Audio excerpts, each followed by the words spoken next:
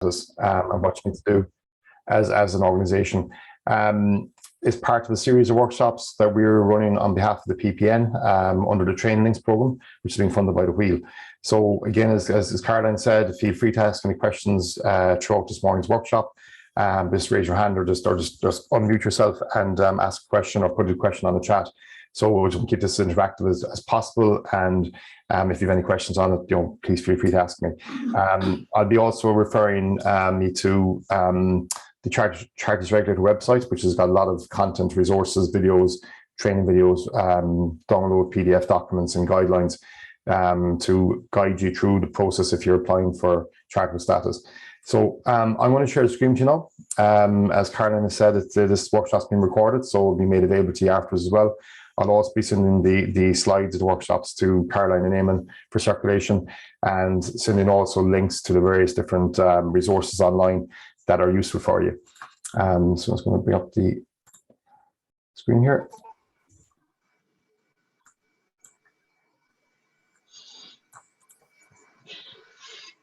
Okay, can everyone see that okay? Yes. Perfect, thank you. If I could ask you all just to maybe put your mics on mute as well, just as some bit of feedback there, if you can. And as I said, if you want to ask a question, you can unmute and ask the question when you need to. Okay, so there's a lot of people online this morning, which is great to see. This is like 28 on this morning session, which is fantastic. So I won't go through a full introduction to everyone because we'll be here till 11:30 and it'll take up the entire workshop. So I was going to do a very brief introduction to who I am. Some of you know me already, and I know some of you from previous work I've done with you or previous courses that you've been on. But for those who don't know me, my name is Tom O'Leary. My company is O'Leary and Associates Training and Consultancy based here in Tralee, or based at home for the last 3 years. And I've over 20 years experience of working as development officer, initially with local development companies, working as a consultant and mentor to local community voluntary organisations. And also we've delivered numerous training programs over the last 20 years to groups as well. So the areas we focus on primarily would be feasibility studies, analysis, community planning, strategic and business planning, mentoring and training. And a big part of what we do is looking at sourcing funding for organisations. So what we've suppose worked with groups over a number of years, one of the biggest issues that they're constantly facing is around their structure and in terms of their governance structures. And since the Charities Regulator was formed and established, there's been a lot more, I suppose, onerous kind of regulations and compliance that the organisations have to comply with if you're applying for charitable status. And it's causing a lot of groups a lot of issues because there's a lot involved in that. And a lot of organisations are unsure as what they need to do and how they should be governing their organisations better. So we were sitting down early days with Caroline in relation to the development of this programme. And one of the key things we said was needed, and the feedback from groups that are involved in the PPN was looking at the whole area of governance and charitable status. The reason why it's becoming more and more important now is that it's impacting on funding applications. So if you're applying for grants or funds down the line or looking for fundraising or sponsors to come on board, anyone that's giving you money wants to make sure that the organisation that's managing the funds are well governed and there is accountability and transparency within the organisations. Unfortunately, over the years, there's been a lot of high profile cases and negativity around charity sector, where some well-known charities and large charities weren't doing what they were supposed to be doing. And that had a very negative impact on a lot of not-for-profit organisations, and it impacted on their ability to fundraise because the public lost trust in a lot of organisations and groups. So the Charities Regulator was formed to bring in a layer of accountability and transparency and kind of an audit control that any organisation that has charitable status was operating in a fair, equitable and transparent way. And it added a layer of regulation, which was very, very good. But as been a lot of things in this country, when it gets to the point where you go from no regulation, it goes to the complete other extreme where it's very, very heavy-handed regulation. So it can be onerous on groups, especially with volunteer organisations that don't have paid staff or paid administrators. And I was going to try and cut through that this morning in terms of what you need to do and what you need to be aware of. As I said, there's a lot of information out there on the Charities Regulator website, a lot of resources and guides to support you, but it can be very daunting for a lot of organisations that are going down this road. So the agenda for this morning's workshop, so we're going to go to 12 o'clock. So a quick overview of the types of structures. Now, a lot of you already are familiar with this because you already are structured and have legal entities that you're working with or volunteering with. I'll give an overview of the Regulator and Governance Code. And we'll go through what the reporting requirements are for the regulator. We'll also look at kind of the policies and procedures and an overview of that in terms of what are the key policy documents and procedures you need to have in place for your organization. And then at the end or throughout the workshop, we'll answer any questions you may have on the regulator or on the structures or on the governance side of things. So there's again, on the Charities Regulator website, there's a lot of downloads. There's a lot of compliance guides and various different guides to support you. So in fairness, they have recognized there's a lot in this. So they have put up an awful lot of content and resources and training materials for you to download and to review before you go ahead. So there's no real reason to for you, if you are applying for charitable status or if you have it and you're already registered to Charities Regulator, there's no real reason as to for you not to know what to do, because all this information is currently available on their website. And they have some video modules as well explaining how to complete the forms and do the returns, etc. Okay, and we also refer people to the public website.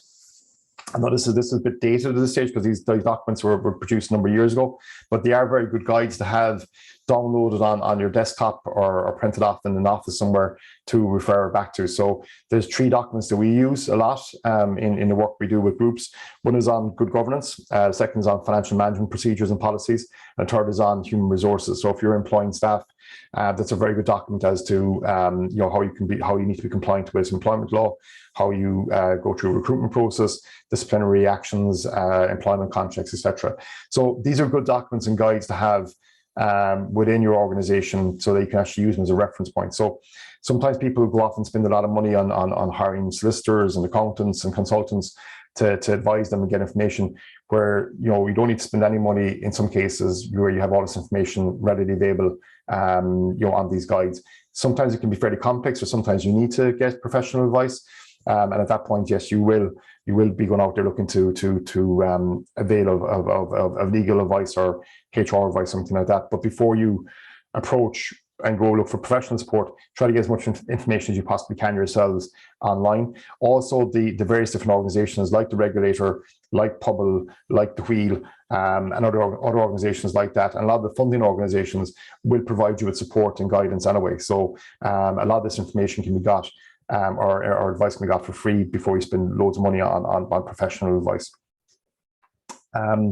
Okay, so types of structures. So typically what we would see in Ireland over the years is more often not it's unincorporated groups. So groups that would be set up with a purpose to develop a project or to look at doing something within their community, and they would set up as a literally group of like-minded people. They would normally download a template of a constitution online, and they would draw up their own constitution or their rules of how they're going to operate their group.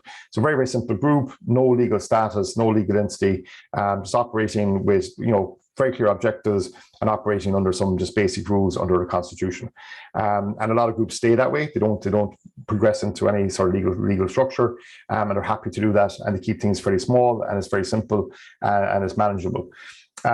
More often than not, then, as groups start getting to develop more and more projects, start looking at wider opportunities for funding, or start applying for funding, they move from usually being an unincorporated group to incorporation as a company limited by guarantee without share capital. So the most common form of structure in Ireland for the not-for-profit groups are companies limited by guarantee without share capital, or CLGs as they're known as.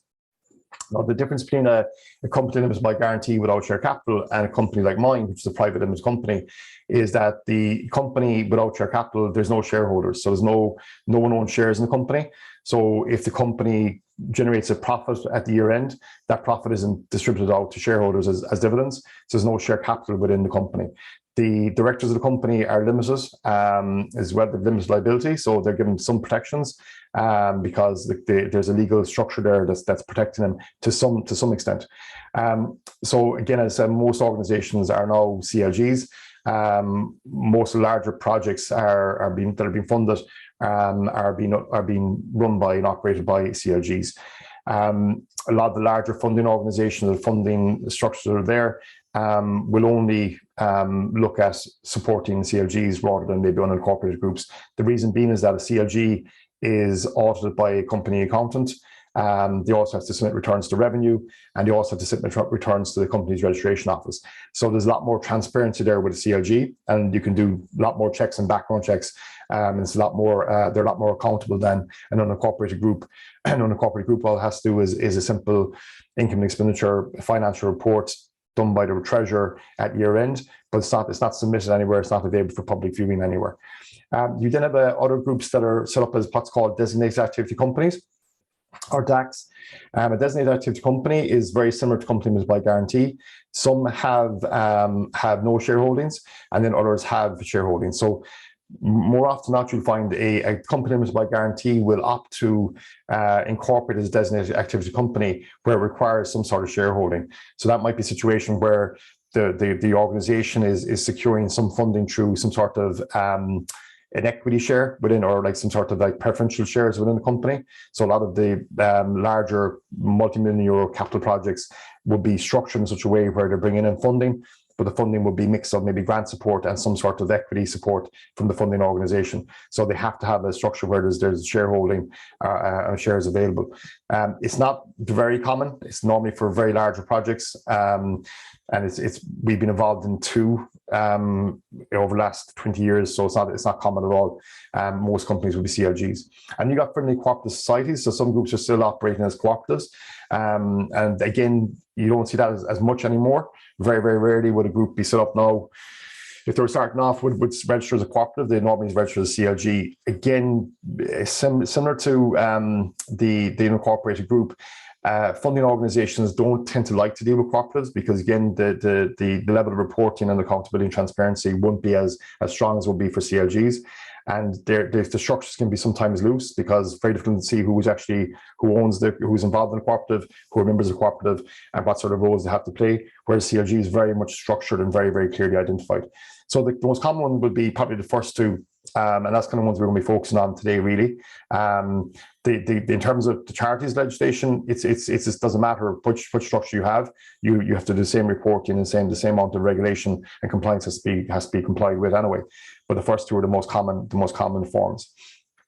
So CLG basically has to have at least 2 directors.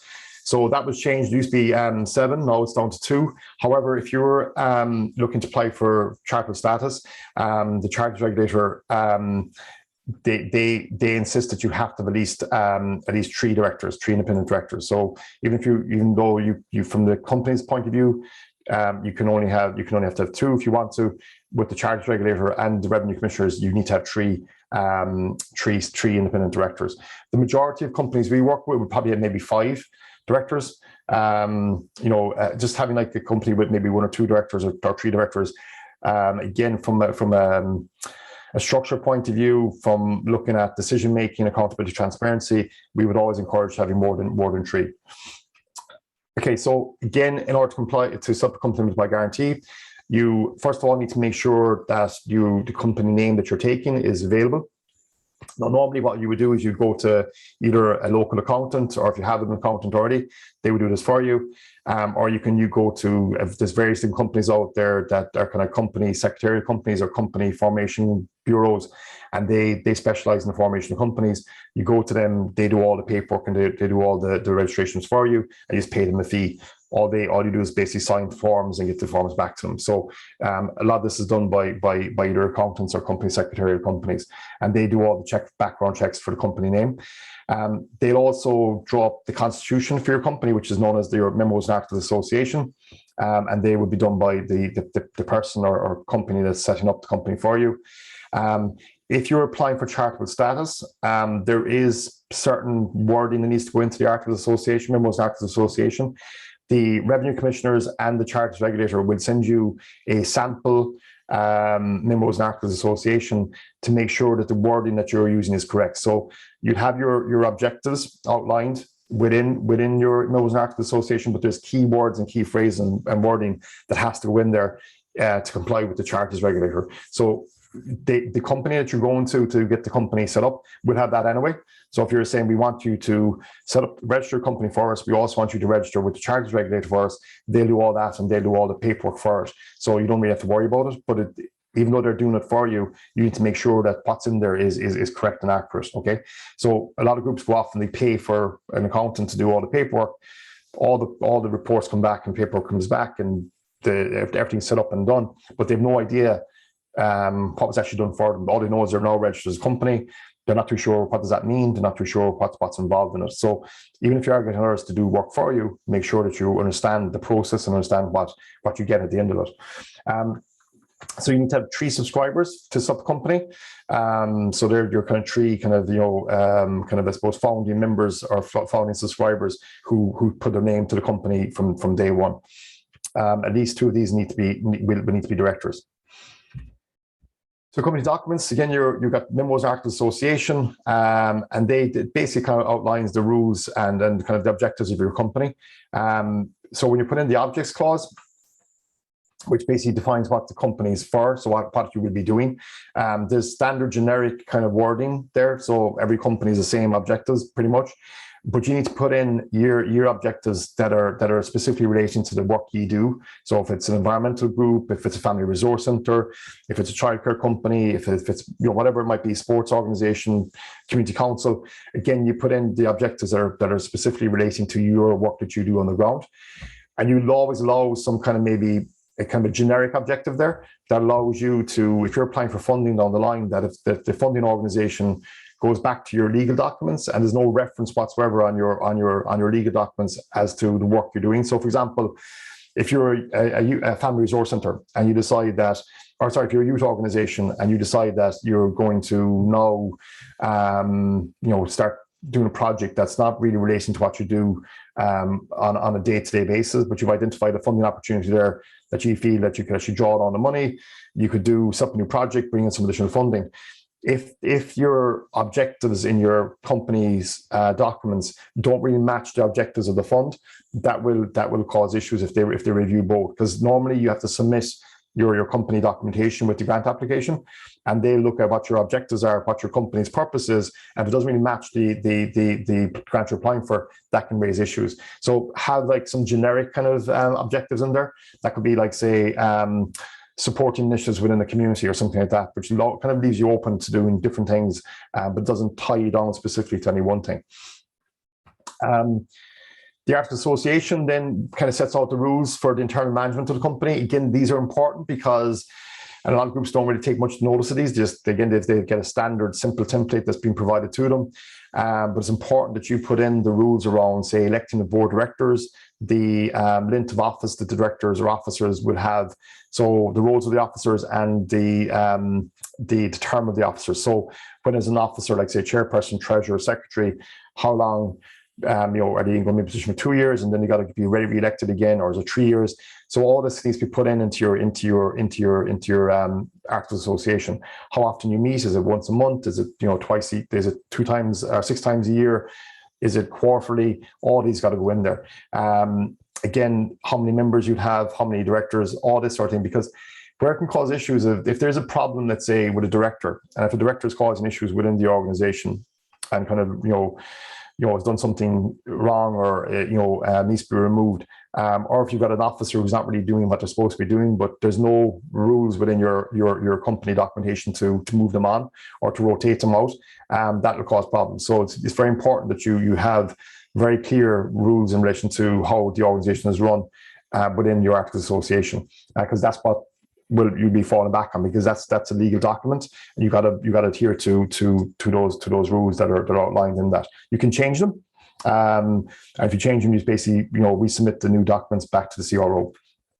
So again, we would normally sit down with a group and with their accountant, and they would get their accountant or solicitor to draw up the documentation based on what's specific to their organization, and based kind of future-proof them as well, to make sure that they're not going to get caught out on something down the line.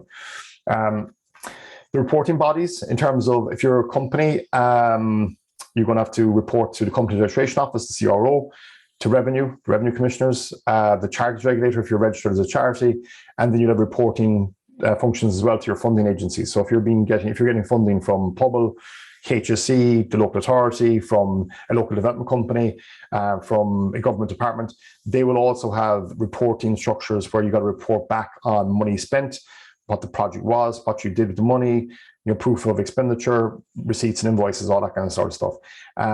So it can get fairly onerous on organizations where they're companies and they're also registered charities, and they're also maybe receiving funds from various different organizations. There's an awful lot of administration paperwork involved.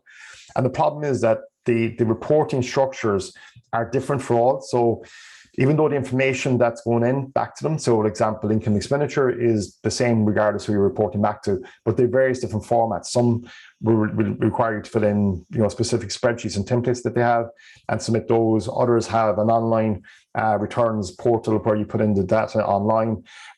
Your accountant will submit the information back to revenue and CRO. So you've all these different kind of levels of reporting structures, which can cause a lot of problems for people in terms of getting them in on time, getting them done correctly. And of course, if you don't do them correctly, or if there's any errors in there, that can just cause issues then in terms of if it's a funding situation, you might delay your drawdown of a grant. It might raise question marks over the agency continuing their funding with you if it's very, very poorly done. The Charities Regulator, again, if they feel that you're not doing what you're supposed to be doing, that can cause issues as well. Revenue commissioners, obviously, if you're reporting incorrectly to them, it would cause problems, and same with CRO. So there is a lot of onus on organizations, particularly the organizations that are run purely by volunteers, and there's no paid administrators in-house. So if you've got an organization where you get funding and you can employ an administrator, the administrator's job is pretty much this. They're the ones that collate all the data, all the information, manage the kind of the day-to-day bookkeeping. And there's all this information on file that can be then easily just basically put into the various different formats for reporting purposes. They'll also be liaising with the company accountant around the returns to revenue and returns to CRO, and also potentially the returns to the Charities Regulator. But if your organization doesn't have any paid staff, and you've got, say, a volunteer treasurer, that's a lot of work for volunteers. So what we would recommend in a situation where you don't have paid employees, that you form your finance committee, and your finance committee would be kind of responsible as a team for gathering and collating the data and liaising with with your accountant and with the various different organizations you're reporting to. Okay, so the directors and members. So again, this sometimes causes issues with people. They're not too sure in terms of what's the difference between a member and a director. So the directors really are the most important people in the organization, because pretty much the buck stops with them. So they're responsible for the governance of the organization. They're ultimately responsible for how the organization is run. So it's basically the members elect directors, and they form a board of directors. Okay, so the board of directors are the ones that are overseen at a strategic level the operation of the organization and making sure that it's doing everything it's supposed to be doing and it's compliant with all regulations, legislation. Okay, so they're ultimately responsible. So there's a lot of responsibility on a director of a not-for-profit company. You can have a co-opted director, and a co-opted director is someone that is being brought in to the board of directors, and they got maybe specific expertise that they can bring to the table. So we would normally recommend where organizations are looking at maybe fairly costly projects, so like capital projects, we're investing a lot of money into a building project, for example, maybe hundreds of thousands of euros or beyond that, and there's no one on the board that has any experience of managing that sort of level of finance. There's no one on the board with experience of maybe construction or design or architecture, engineering. They might look for someone to come on the board to provide that level of expertise. Okay, now typically they might bring them on board as a kind of on a committee, or like a maybe form a project team, and bring them in on board as an advisor on that committee. But you're always looking at, do we need to expand our board of directors here with people that have got specific skills? Those skills might be finance skills, business skills, marketing, social media skills. If you're looking at like, for example, festival projects, event projects, there might be anyone around the table that's got any kind of marketing experience. They might bring someone on board there. Others then would bring in, say, maybe, some people would say, like, general management experience. So they got, kind of the range of finance, legal, HR experience. But it is important that your structure has key people that are experienced and have skills. And as I said, if you don't have them, you can bring people on board on a committee level where they're kind of just advising, or a level below that where they're just kind of there to advise and support the organization when needed. A member then is basically a member of the company. They're not necessarily a director. They might be the ones that initially established the company. Okay, so you got members of a company, which would be they're signed up as members of that company as the organization. But then you might have members in terms of membership of the organization in its entirety. So, for example, that might be where you've got, let's say, a business association, right? That's set up by a number of members at the start, and then you have your membership. Then would be your members of the organization. So the members would be the local businesses that are registered with that the Chamber of Commerce or Alliance or Business Association. Okay, so it's just important that if you allow everyone that's linked to the organization in terms of a membership, that they don't all have voting rights and they don't have all saying how the organization is run, because it gets too really. So you normally have your board of directors who are responsible for that. Maybe again your company members, but don't leave yourself in a situation where pretty much everyone has a say in how the organization is run and what happens, because it just becomes a bit of a mess then. Subscribers are the initial subscribers who sign their names to the memos and act of association.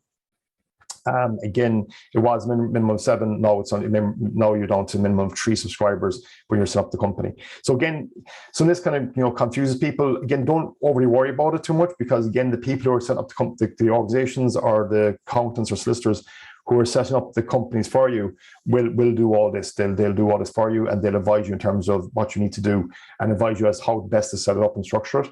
The key thing to remember is that the directors are the most important people, because it ultimately stops with them in terms of they're ultimately responsible for the governing of the organization.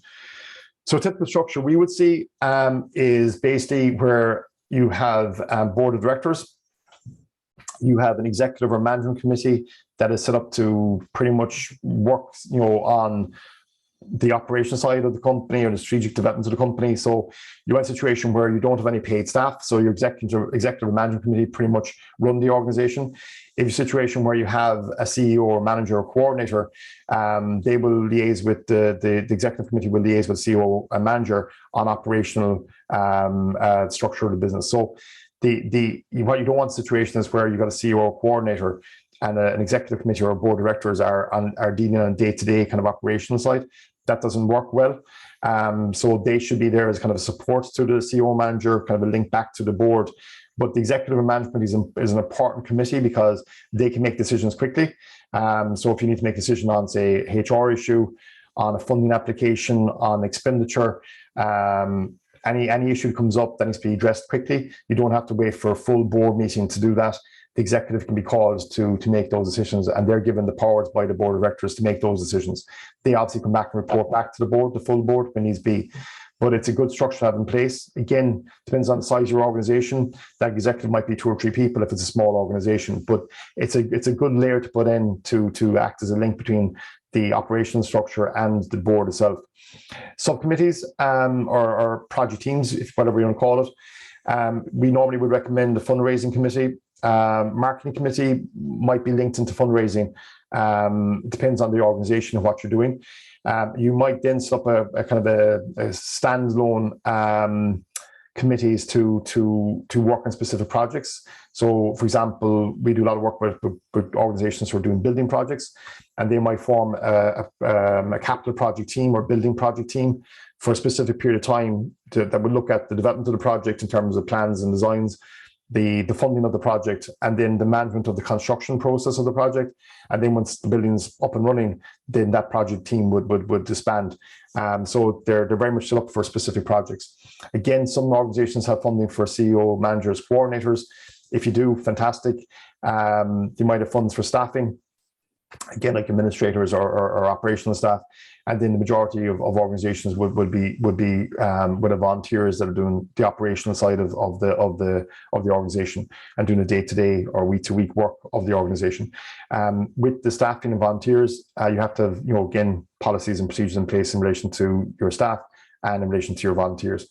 The officers of an organization, typically you'd have a chairperson and a vice chairperson. So your chairperson is basically the head of the organization. It's usually the face of the organization. It's the person that's responsible for the, overseeing the governance of the organization, and typically would be the person that would be signing off on applications for funding. You might have a situation where your chairperson is the voice of the company in relation to any PR or press or any consultation or negotiations with other stakeholders.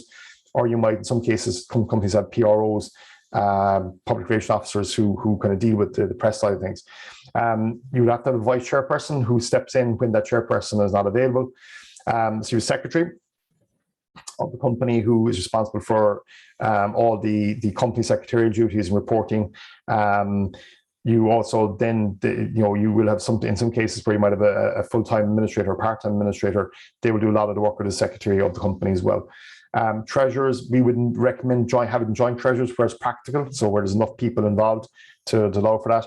The reason being is that there's a lot of I suppose responsibility on the treasurer if there's a lot of funds being involved, public funding involved, and that's a lot of pressure and a lot of responsibility on one person. So normally trying to share that out.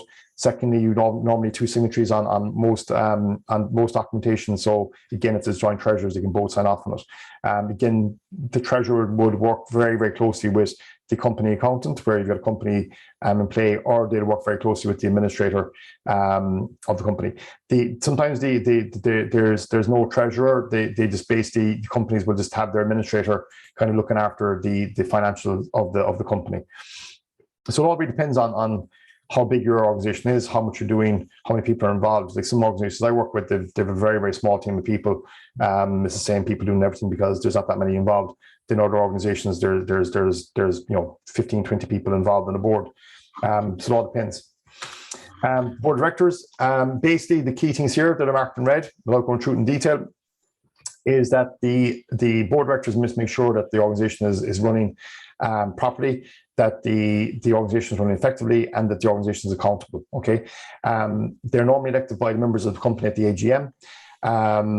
They're responsible for ensuring the organization keeps the rules of the company, so they need to be aware of it. And a lot of directors have no idea what's in memos and articles of association. They've never seen them. They're just kind of turning up every month to meetings. They're discussing what's happening in the community. They're making decisions. They're doing everything they're supposed to be doing in terms of getting the work done, but they have no idea or concept of their responsibilities outside of that. And that can cause major problems if there's an issue in relation to insurance, claims, funding issues. Then it all falls back on the directors, and a lot of them aren't aware of the fact that they're responsible for that. So again, it's important that directors are brought up to speed about their responsibilities, that they're given training, they're given guidance and given support, and they're given induction into the company, so they're aware of what's happening.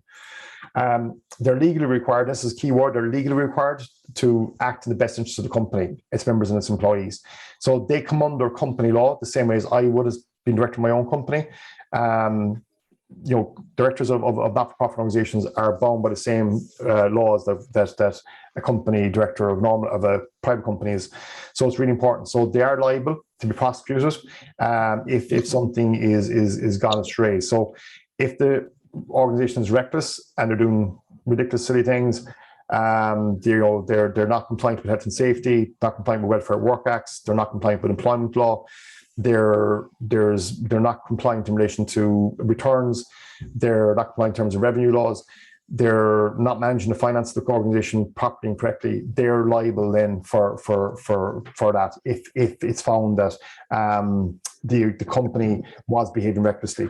So a director can say, we weren't aware of that, that was the coordinator who was responsible for it, that was the administrator responsible for it. Doesn't make a difference. They're ultimately responsible for the company and the way the company is operating. So they are liable for it. So it's very important that company directors are aware of their responsibilities, but more importantly, they're on top of things, that they know there's nothing being done incorrectly. You can't plead ignorance afterwards. You're responsible to be aware of these issues. And that's why it's so important. And that's where the governance comes in, we're talking in a minute, is very, very important, because the governance compliance structures kind of force you as an organization, as a board, to make sure that you're doing everything you possibly can right. So it's really a checklist for the board to make sure that everything within the organization has been done correctly. It can be a bit of a pain.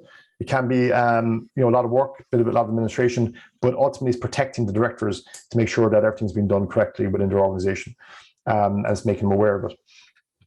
So again, thing we always discuss with our groups is succession planning. A lot of organizations we work with and have worked with over the years, it's the same people that have been involved since kind of year one. And some groups have officers that have been there 20, 30 years in the same position, which is not good. So what we try to do is with organizations, that if they're looking at their structure, that they put in some sort of rotation policy where there's constantly new people coming on board that can bring fresh ideas, certain abilities or skills, or they can bring in contacts or networks that they'll be part of that will support the organization. It's important that you stagger, if you're replacing officers and rotating officers, it's in a staggered way. So you're not replacing all the officers every year, because there's no continuity there. You have to provide some sort of continuity within the organization. So by having a good succession plan in place and good rotation policies, it allows the organization to stay kind of innovative, relevant, and it also allows the organization to kind of move on and be more strategic as well. In a lot of situations where you've got boards that have been there for a long time, they're very much set in their ways. They don't take risks. They won't look at being innovative, and they're very much kind of running the organization the way they feel is the best, because that's the way we've always done it. That's all not always a bad thing, but it's always good to bring someone on a board that will start questioning what the board is doing. We'll start acting as kind of an objective voice to the board. We'll kind of break up maybe some kind of cliques within boards as well, and that's really important. Now, not bringing someone in that's going to basically rock the boat and destroy the culture of the organization, but it's really important that there's some sort of innovation, continuously looking at new ideas, looking to do things differently, and there's other voices around the board. Really, really important. It's important for the organization itself in terms of what the work it does on the ground, but it's also important from the funders who are looking at this organization. And if, they're looking at, what's this organization over the last 10 years? They've done the same thing every year for the last 10 years. They've done nothing new. They've always come back to for funding for the same thing over and over and over again. There's no innovation there. And it's really important that that's tied into your structure, where there's that level of innovation, rotation, get new people on board. Because this brings in new skills as well, and brings in new ideas. And it also prevents burnout, because you've got the same people involved year after year after year. They're going to get burnt out. They're going to get sick of it. They're going to walk away. If they walk away and there's no people coming in behind them, then the whole organization falls apart, because they're responsible for everything. If they're now gone, no one knows how things work. Look at the experience and skills that you have in your organization on the board. Again, you should have at least one person with finance experience, possibly some legal experience or some business background, that can maybe kind of be looking at an overview of all the business elements of the organization. And then you bring in specific skills then when you need them, in terms of maybe HR, finance, legal, health and safety. They could be brought in on a voluntary basis, like in an in-kind contribution by a local company, or on a paid basis. But it's really important that you have access to those skills either in the organization directly or external. So again, we would recommend that companies would have kind of advisory panels that they can call on to advise them on specific things. So we often get phone calls from groups we work with saying, Tom, can you advise us on X, Y, or Z? Or do you know who could advise us on X, Y, or Z? And a simple email back to them can save them an awful lot of time and effort in trying to find out what to do. So it's use people like that locally that can advise you. They don't have to be going to meetings to do it. They can be simply on the end of a phone or at the end of an email. Meetings reporting, again, this is something that, again, most groups do, but they don't take much notice of. The way you take minutes of meetings and how you report the activities within the organization are absolutely crucial, because if you're looking at, say, particularly with the regulator, the Charities Regulator and Governance, the proof that you're compliant with governance and you're doing what you're supposed to be doing, the proof they look for is the minutes of your meetings where actions were sanctioned and proposed by the board, and they were signed off on by the board. So, for example, if you say and you're reporting that we've signed up to, we've done a risk assessment in our company, and we've a new health and safety statement prepared for the company for this year, that has been minuted at a board meeting. That would be like the board represented with the draft of the safety statement, and the board agreed with the state and proposed and seconded the safety statement, and the safety statement has now been signed off on. That has been minuted at a board meeting, and they will look for copies of those minutes to show that it was done. That's the proof they look for. If you've got funding, say from Pobble, for example, so we were working with an organisation there for the last number of years who were in receipt of ability funding under Pobble for a disability organisation. And they insisted that on the minutes of the board meeting, so every board meeting that was held, which was once a month, there was an item on the agenda, or an agenda item that was referencing the Pobble funding. So they had to actually refer to the Pobble funding within the meeting and discuss. So it might be like, say, that review of the Pobble funding budget in terms of the expenditure versus the budget, any additional spending, any extraordinary expenditure, any changes to the budget spend, that had to be signed off on by the board, and they will look for. So when they came down to an audit, they would ask for copies of the minutes of the meetings, of all the meetings. And if that wasn't mentioned if the public funding wasn't on the agenda at every meeting, there'd be questions as to why it wasn't. So it's very important from an organizational point of view that if you're saying you're doing X, Y, or Z, you have to prove that within, and the only way you can prove it really is by saying that it was presented to the board and the board signed off on it. So again, just taking simple notes at a meeting and having minutes taken, but not really doing anything with them, and just kind of scribbling notes down and put them in the file somewhere. That's no longer acceptable, because they will become part of your audit process down the line. And it's also, again, it gives its accountability and its transparency. So if you're dealing with public funds and taxpayers' money, or locally money's raised through local fundraising, you've got to make sure that you're reporting on that properly and accurately and in a fair way, that people can, if they want to inspect it, they can inspect it. And it's just, again, it's getting into the habit of just keeping proper notes and doing proper administration. We've seen a lot of groups get into a lot of problems over the years because they just don't do this properly, and then they're back and they're basically they're retrospectively writing reports and retrospectively doing minutes of meetings, and that's fraud. It's not best practice, but groups do it because they just don't do it when they're supposed to be doing it. So get into good habits is the main thing, and you won't have any issues. If you start getting the bad habits and not doing things the way they're supposed to be done, you're publicly funded, so you will be caught out on it at some stage with all the audit trails that are there. Compliance, again, most community voluntary organizations have, not all community voluntary organizations have way more compliance responsibilities, and the more legislation needs to comply with than, say, a private company would have. So every company has to adhere to company law. If you're charitable status, you've got to adhere to the Charities Act. If you're employing staff, you've got to adhere to employment law guidelines, GDPR, data protection, child protection, Garda vetting, and children's first guidelines. If you're working with vulnerable adults, you can policies and procedures around that. Equality legislation, your health and safety legislation, like your risk assessments, your safety statements, and then finally your public procurement. So if you're getting public funding, you've got the policies around your procurement policies in relation to tendering and seeking quotations. So these are all things you have to have in place. And a lot of organizations, when they're asked, have you got these in place, they say yes, they tick the box and say yes. And they mightn't have. Again, when it comes to audit or comes to reporting, they will look for copies of this documentation. They have to be on file. So let's say, for example, you sign a grant application, like a leader grant, and there's a declaration form at the end of the grant application, and it's basically where you're signing, declaring that you have everything in place, like your insurances, your tax compliant, your policies and procedures are all in place. Okay, or if you're going for HSC funding, when you sign the contract with them, the contract with the HSC has a section on where you're signing off, declaring that everything is in place, and people just tick the box, yes, yes, yes, yes. They sign it, date it, all fantastic. Then it comes to a point where they look to inspect these, and you don't have them, and then it's mad panics to get these things in place. So make sure you have them done. When they say, for example, you're writing your equality policy, That's going to be done either by yourselves internally, or you might get external support with it. The board sign off on it, they minute it that it's been agreed and it's been signed off on.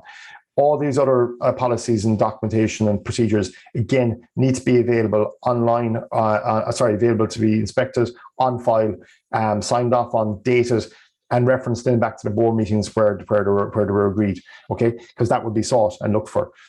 Just saying you have them and literally downloading a generic template from a website and sticking it into the file isn't going to do. You know, it needs to be discussed and reviewed.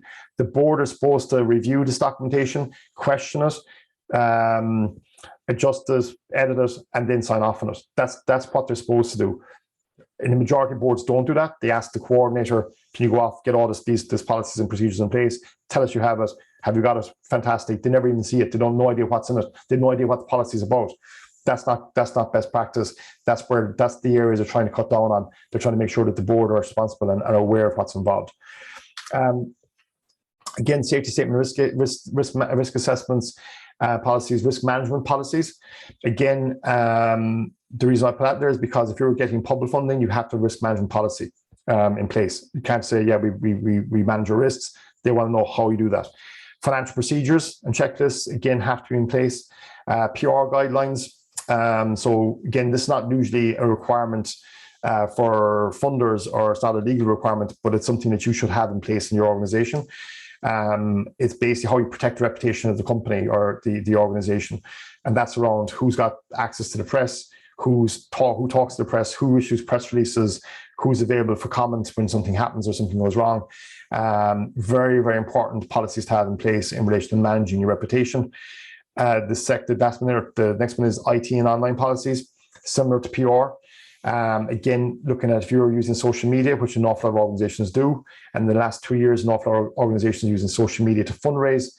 If you don't have policies around social media, policies around who's got access to the social media platforms, who can put up posts, who's the administrators, who can take down posts, who can monitor it, that can cause huge problems because it can damage your reputation within communities and with funders. Again, very few organizations have these policies in place, aren't even aware that they should have policies in place, and it's a ticking time bomb for an awful lot of them because they can lose control very, very quickly.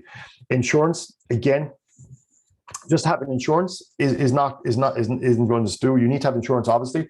You need to make sure that your insurance covers you and the policy is relevant to what you're doing, okay?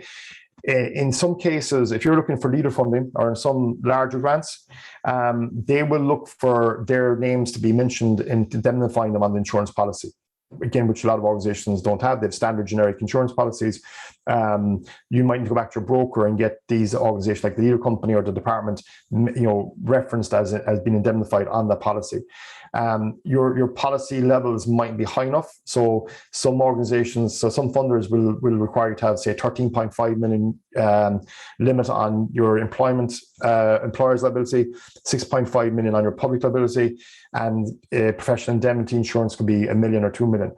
Some organizations mightn't have employer's liability, they might have professional indemnity insurance in place, or they might have the required level of indemnity that's needed for the grant purposes. Again, just going out there, getting the cheapest possible quote, getting the basic of insurance is probably okay if you're a normal company, but because you're now to indemnify funders and public bodies, it might be adequate in terms of the cover you have. So that needs to be addressed as well. And then finally, the reserves policies, where you have reserves in your organization where you actually made more money than you spent out. You made a profit, which is a good thing. It's not normal making a profit in a not-for-profit organization, but because you're a not-for-profit organization, you have to have policies around how you manage and use your profits. So if you have a reserve, if you've got, say, you secured €100,000 last year in funding and fundraising, and you spent €60,000 in operating the organization and providing services, and you made a €40,000 profit, and you have €40,000 sitting there as reserve in your account, you have to have a policy around how you use that. So typically, the likes of Pubble have specific reserve policies that you have to have in place. So they might say you need to have 13 weeks operational funding in the account at any one time. So if you've got no money left, or if there's no grants, the grants are stopped and your fundraising is stopped, there should be 13 weeks of wages, rent, light, heat in a reserve in the account to pay those things out until money comes back in again. Some groups go further than that. They maybe look at 6 months kind of reserve policy. Other organizations would have a reserve policy where it states that the monies that they raise would be reinvested back into the organization, or would be put into a sinking fund for the ongoing maintenance of a property, or would put into a capital budget fund where it will allow you to build up matching funding for a project that you're going to be planning within the next 3 years. So an example of that would be a community centre that's planning to do an extension project within the next 5 years. The extension project is going to cost $1 million plus. They need to have 25% matching funds in place, and they're building up a reserve to have that matching funds in place. Okay, so the reserves policy will be written in as a policy document, but also in some cases, and it's something that's advisable, that your accountant, when they're doing your annual accounts that go to revenue, go to the regulator, and go to the funders, that in that on the annual accounts there'll be a note as to the reserves policy of the company. So again, that if there is unrestricted reserves on the balance sheet, that the accountants put in a note as to what is the policy in relation to using those reserves. So a transport company, for example, might say, we need to replace our bus in 4 years' time. We're building up a reserve to do that in 4 years. If you've got a situation where you've got and some groups have a lot of money in reserves because they've generated grants and they've fundraised considerably for the last number of years, and you've no policy in relation to what to do with, say, 300,000 euros of cash in your account, that's going to cause you issues with revenue, and it's going to cause you issues with the Charities Regulator. So again, just very important you look at doing that. Again, there's standard templates there, there's standard policies there. What we normally would do is we would look for advice on this from the regulator in relation to what they see as best practice. We would look for advice from Public. If it's a public funded organization, we would look for advice from revenue, or from our accountants or the company's accountants would look for clarification on the reserves policy with revenue to make sure that everything is okay in relation to that. Okay, risk management, and really quickly, without going into great detail, this is the risk management policy that this is the risk management criteria that Public will look for. So how you manage compliance risk, in other words, how you manage the risk of not actually complying with all the things we just talked about. External risk in terms of how do you manage, becoming irrelevant within a community. And some groups do. They just lose kind of the support of the community because the community feel that they're not doing what they're supposed to be doing, or they're not really needed anymore. We worked with a group there recently where they were set up day one because the community they worked in and the estates they were working in were all very young families. It was all about providing youth projects and youth supports and community supports for young people. And now 30, 40 years later, that estate is the demographic is the young people have moved on, they got married, they've moved out elsewhere. And so it's a very demographic now, as much an older estate. And the group that was there didn't really move with the time. So the supports they're providing have become kind of irrelevant. So they need to kind of review what they're doing and come up with new ideas. Financial risk, again, risk of fraud, financial failure. Again, financial risk is one that comes up a lot because a lot of organizations are running pretty close to it in terms of their break-even status. So a lot of organizations out there are losing money every year. And there's no kind of strategy in place to stop that from happening or to get back to the point where they're at minimum breaking even. So that's financial risk. So if there's no process in place and management procedures in place to manage the ongoing financial management of the organization, that's a huge issue for the company. Governance risk, again, where the board isn't really overseeing what's happening, they're not really too sure what's going on. That's a huge risk. How you prevent that from happening. IT risk, same again in terms of how you're using your IT, how you're securing information. If you've got, using cloud storage, how is that protected? Who's got access to company documentation? Who's got access to online banking? That sort of thing. Operational risk is where you're providing this poor service. Again, so we would say to groups there is that to do ongoing evaluations with their communities, with their service users, their clients, their customers, whatever you want to call it. And they're constantly getting feedback as to see if what they're doing is relevant, if it's good, if it needs to be improved, and that's how you prevent the organization from not providing a poor service. Reputation risk is where is probably an area that a lot of organizations don't really look at putting policies in place to prevent it or to reduce the risk of it. and it is an issue that can cause major problems. Reputation risk is where basically you've lost the support of the community because something happened or was perceived to have happened or did happen. Okay, so that's where, for example, rumor goes out that this organization had, collected loads of money, but didn't do anything, what it's supposed to do with it, or raise money for a project and the project never happened. What happened to the money was raised. There's question marks around, the support they're providing their community, the work they're supposed to be doing, questions around quality of the service, all these sort of things. If you don't manage the reputation of the company, an organization within the community and within the wider, public sector in terms of public funding, that can create massive issues because, all it takes is basically, bad press, stuff in the paper, stuff on the radio, stuff on social media, and that's going to dent your ability to raise money forevermore afterwards because you can't get back that ground very, very quickly. And a lot of organizations have nothing in place to manage that.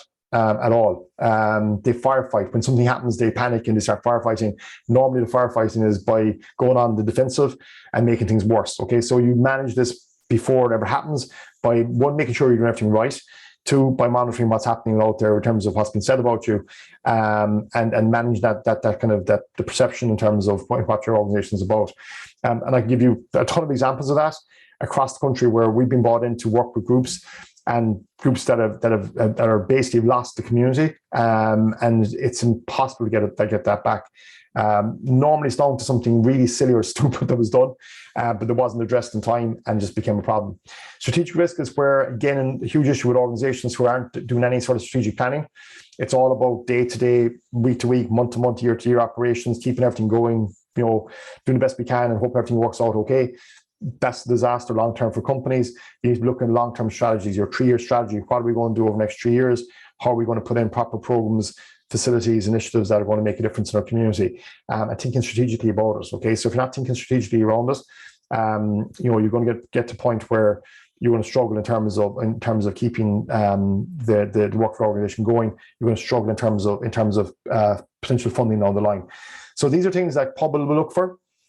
Again, the regulator doesn't look at these, but it's something that we would encourage all organizations we work with to look at having in place, that they're managing or minimizing the risk of these things happening by just being smart the way they run their organization. Okay, so again, it's really important because it's important from the point of view of the service you provide, but also, and will also be very important when you're looking for funding, that you're showing the funders we're capable of managing our project. We put in policies and procedures to reduce the risks to the company, and by reducing the risks to the company, you're reducing the risks to their funds that are given you as well, which again is important. Okay, so is there any questions before we move on to charitable status on the structures of the organization in terms of the legal status of the organization and your responsibilities as directors or boards? Any questions on that before we move on? Can I just ask you one question there? Yeah, Elaine, yeah. Child protection, the Garda vetting. Should each group, no matter how big or how small the grant is, have Garda vetting? Yep. What's your group? What group are you with, Elaine? I'm with Kerry County Council. I'm working within the community department. Okay. It's just, even for the smallest grants, once it's community involved, there is children involved. Yeah.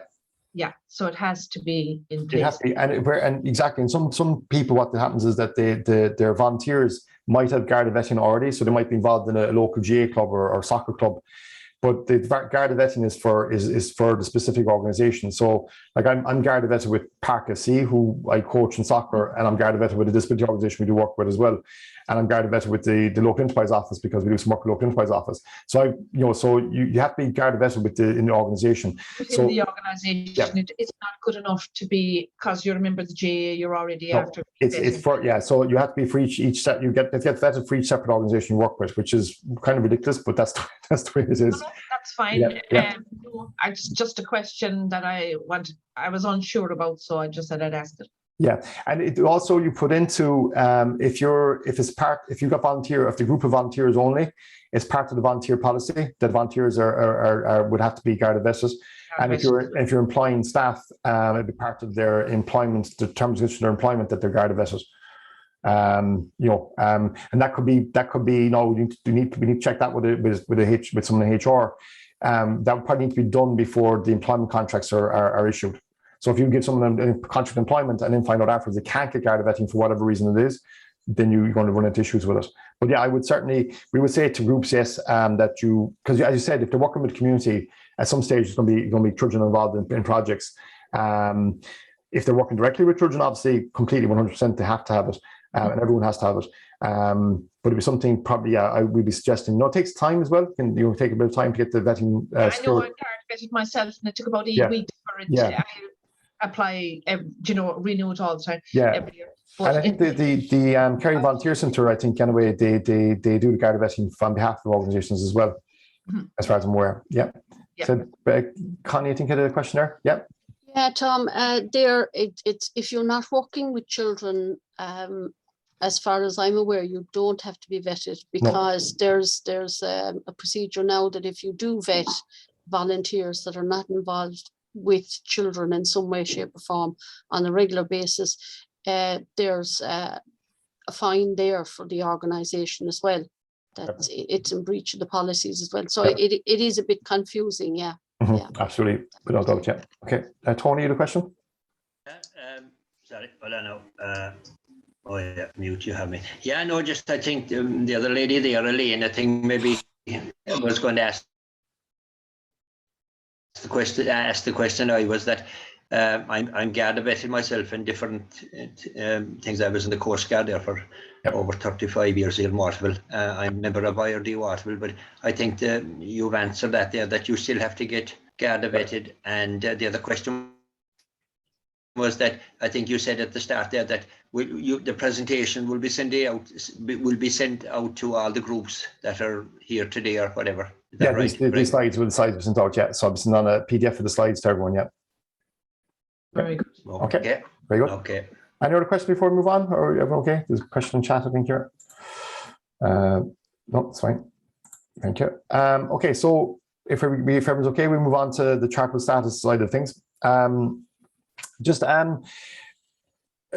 many, just in terms of maybe a show of hands here, how many of you of your organizations are registered with the regulator, Charities Regulator?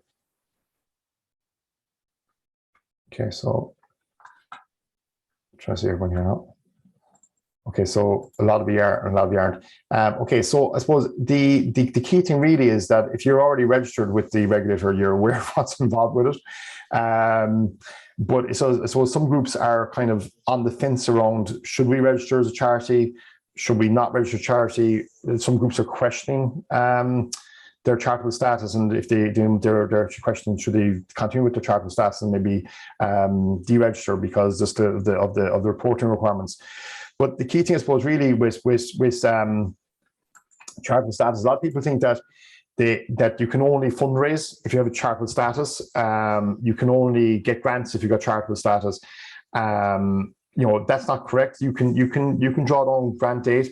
You can apply for grants without having charitable status, unless specifically the grant that you're getting requires you to have charitable status. In that situation, you're not eligible if you don't have charitable status. There is a chance that down the line that all grants will require the organisations to have charitable status and be registered with the Charities Regulator.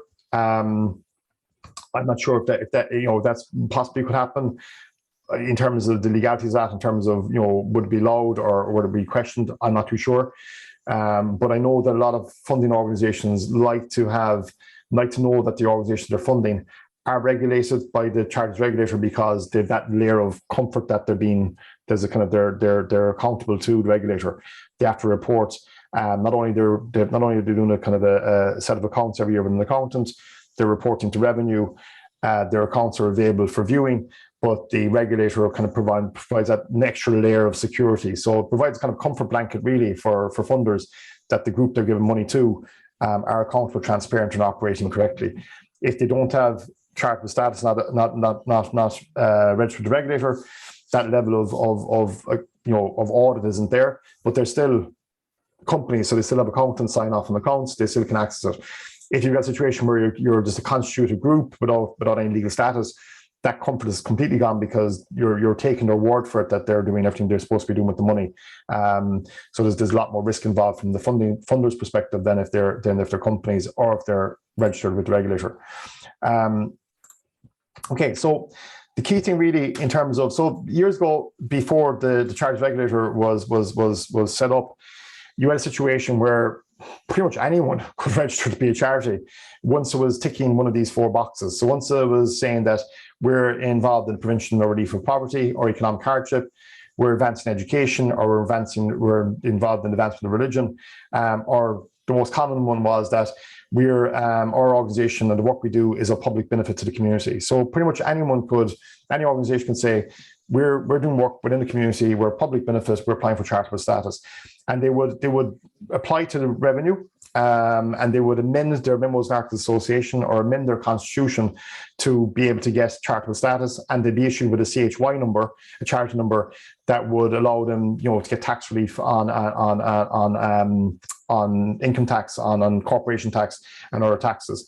It also was, they would also be exempt from things like, say, planning fees and levies as well. So it was, a lot of groups went on that road, so they would avoid these things. It also meant they could go out and they could raise money as a charity, and they would present their CHY number to, if they were doing public fundraising or whatever it might be. But because it was kind of self-regulated, and there was no real kind of oversight, there was many organizations out there that were saying they were charities. They weren't really charities, and they weren't really kind of adhering to the Charities Act. So they brought in regulation, and the regulation was so that basically if you were registered with the Charities Regulator, that there was an audit system there where the regulator would actually monitor your activities, and they would monitor your activities on the basis that they would make a decision, first of all, when you apply, that you are an eligible charity and that you could get charitable status. And then every year they would monitor your activities to make sure that you were compliant with their regulations in relation to that you were operating in a fair way and you were doing everything you were supposed to be doing. They would also, in their reporting, look for your financial accounts, your income and expenditure, your sources of funding as well, to manage and monitor that and how you're spending your money. So it meant that the sector now was regulated, and you had someone to answer to in relation to the way you were operating your charity, which is in a way a very good thing, because it brings in a layer of confidence there to the public who are ultimately giving you the money. Okay, so forget about grant agencies, leader, local authorities, government departments, public, whoever it might be. The most important person involved in this is Joe and Mary Bloggs on the street, who are dropping a few euros into a bucket outside the church, or attending a local event and fundraising for you, or fundraising on your behalf. They have confidence that the money is now being managed and it's being spent in a proper way. So, for example, if you see a local fundraising event and the group you don't know if they're a charity or not a charity, you can go, and anyone can go on to the Charities Regulator website. They can search if that group, they put in a group name, and they can search if that company or that organization is a registered charity. If they're not, and they say they are, then the serious issues from a breach point of view, but also in terms of public confidence is lost in that group. So if you look up and they are registered, you can then see when they were registered, you can get their CRN number or their RCN number, all those things. There's ads at the moment actually out there. It's heard it on this morning on the radio. Funny enough, kind of coincidental that if you're unsure of a charity in terms of they're operating incorrectly or behaving wrong, whatever that, you can contact the regulator and the regulator will investigate it. So again, it's just providing that level of confidence for the general public, which is really important. Okay. So all charities are required now to register with Charities Regulator. Once the application to register is made and accepted, you receive what's called an RCN, registered charity number. Okay, that's different from your CHY number, which is given to you by revenue. Once you completed the registration with the regulator and you have your RCN, you then apply for charity tax exemption to revenue. Okay, so before you wouldn't do the first step. You just go straight to revenue and you apply for charity tax exemption and you'll be issued a CHY number. Now you got to go through the regulator first. Basically, in terms of the wording that's required, as I said, your memos and acts of association need to reflect the fact that you're now registered as a charity. the Charities Regulator have templates with the wording for the memos and articles of association, and also if you're not a limited company, the wording goes onto your constitution. There is company secretarial bureaus out there nationally, and a lot of accountants locally will do this as well. They will do all this for you, so they will have the correct wording. So if you go to them and say, okay, we want to register as charity, they will do that for you. So you can't do it yourself. Obviously, it's not that difficult to do it yourselves.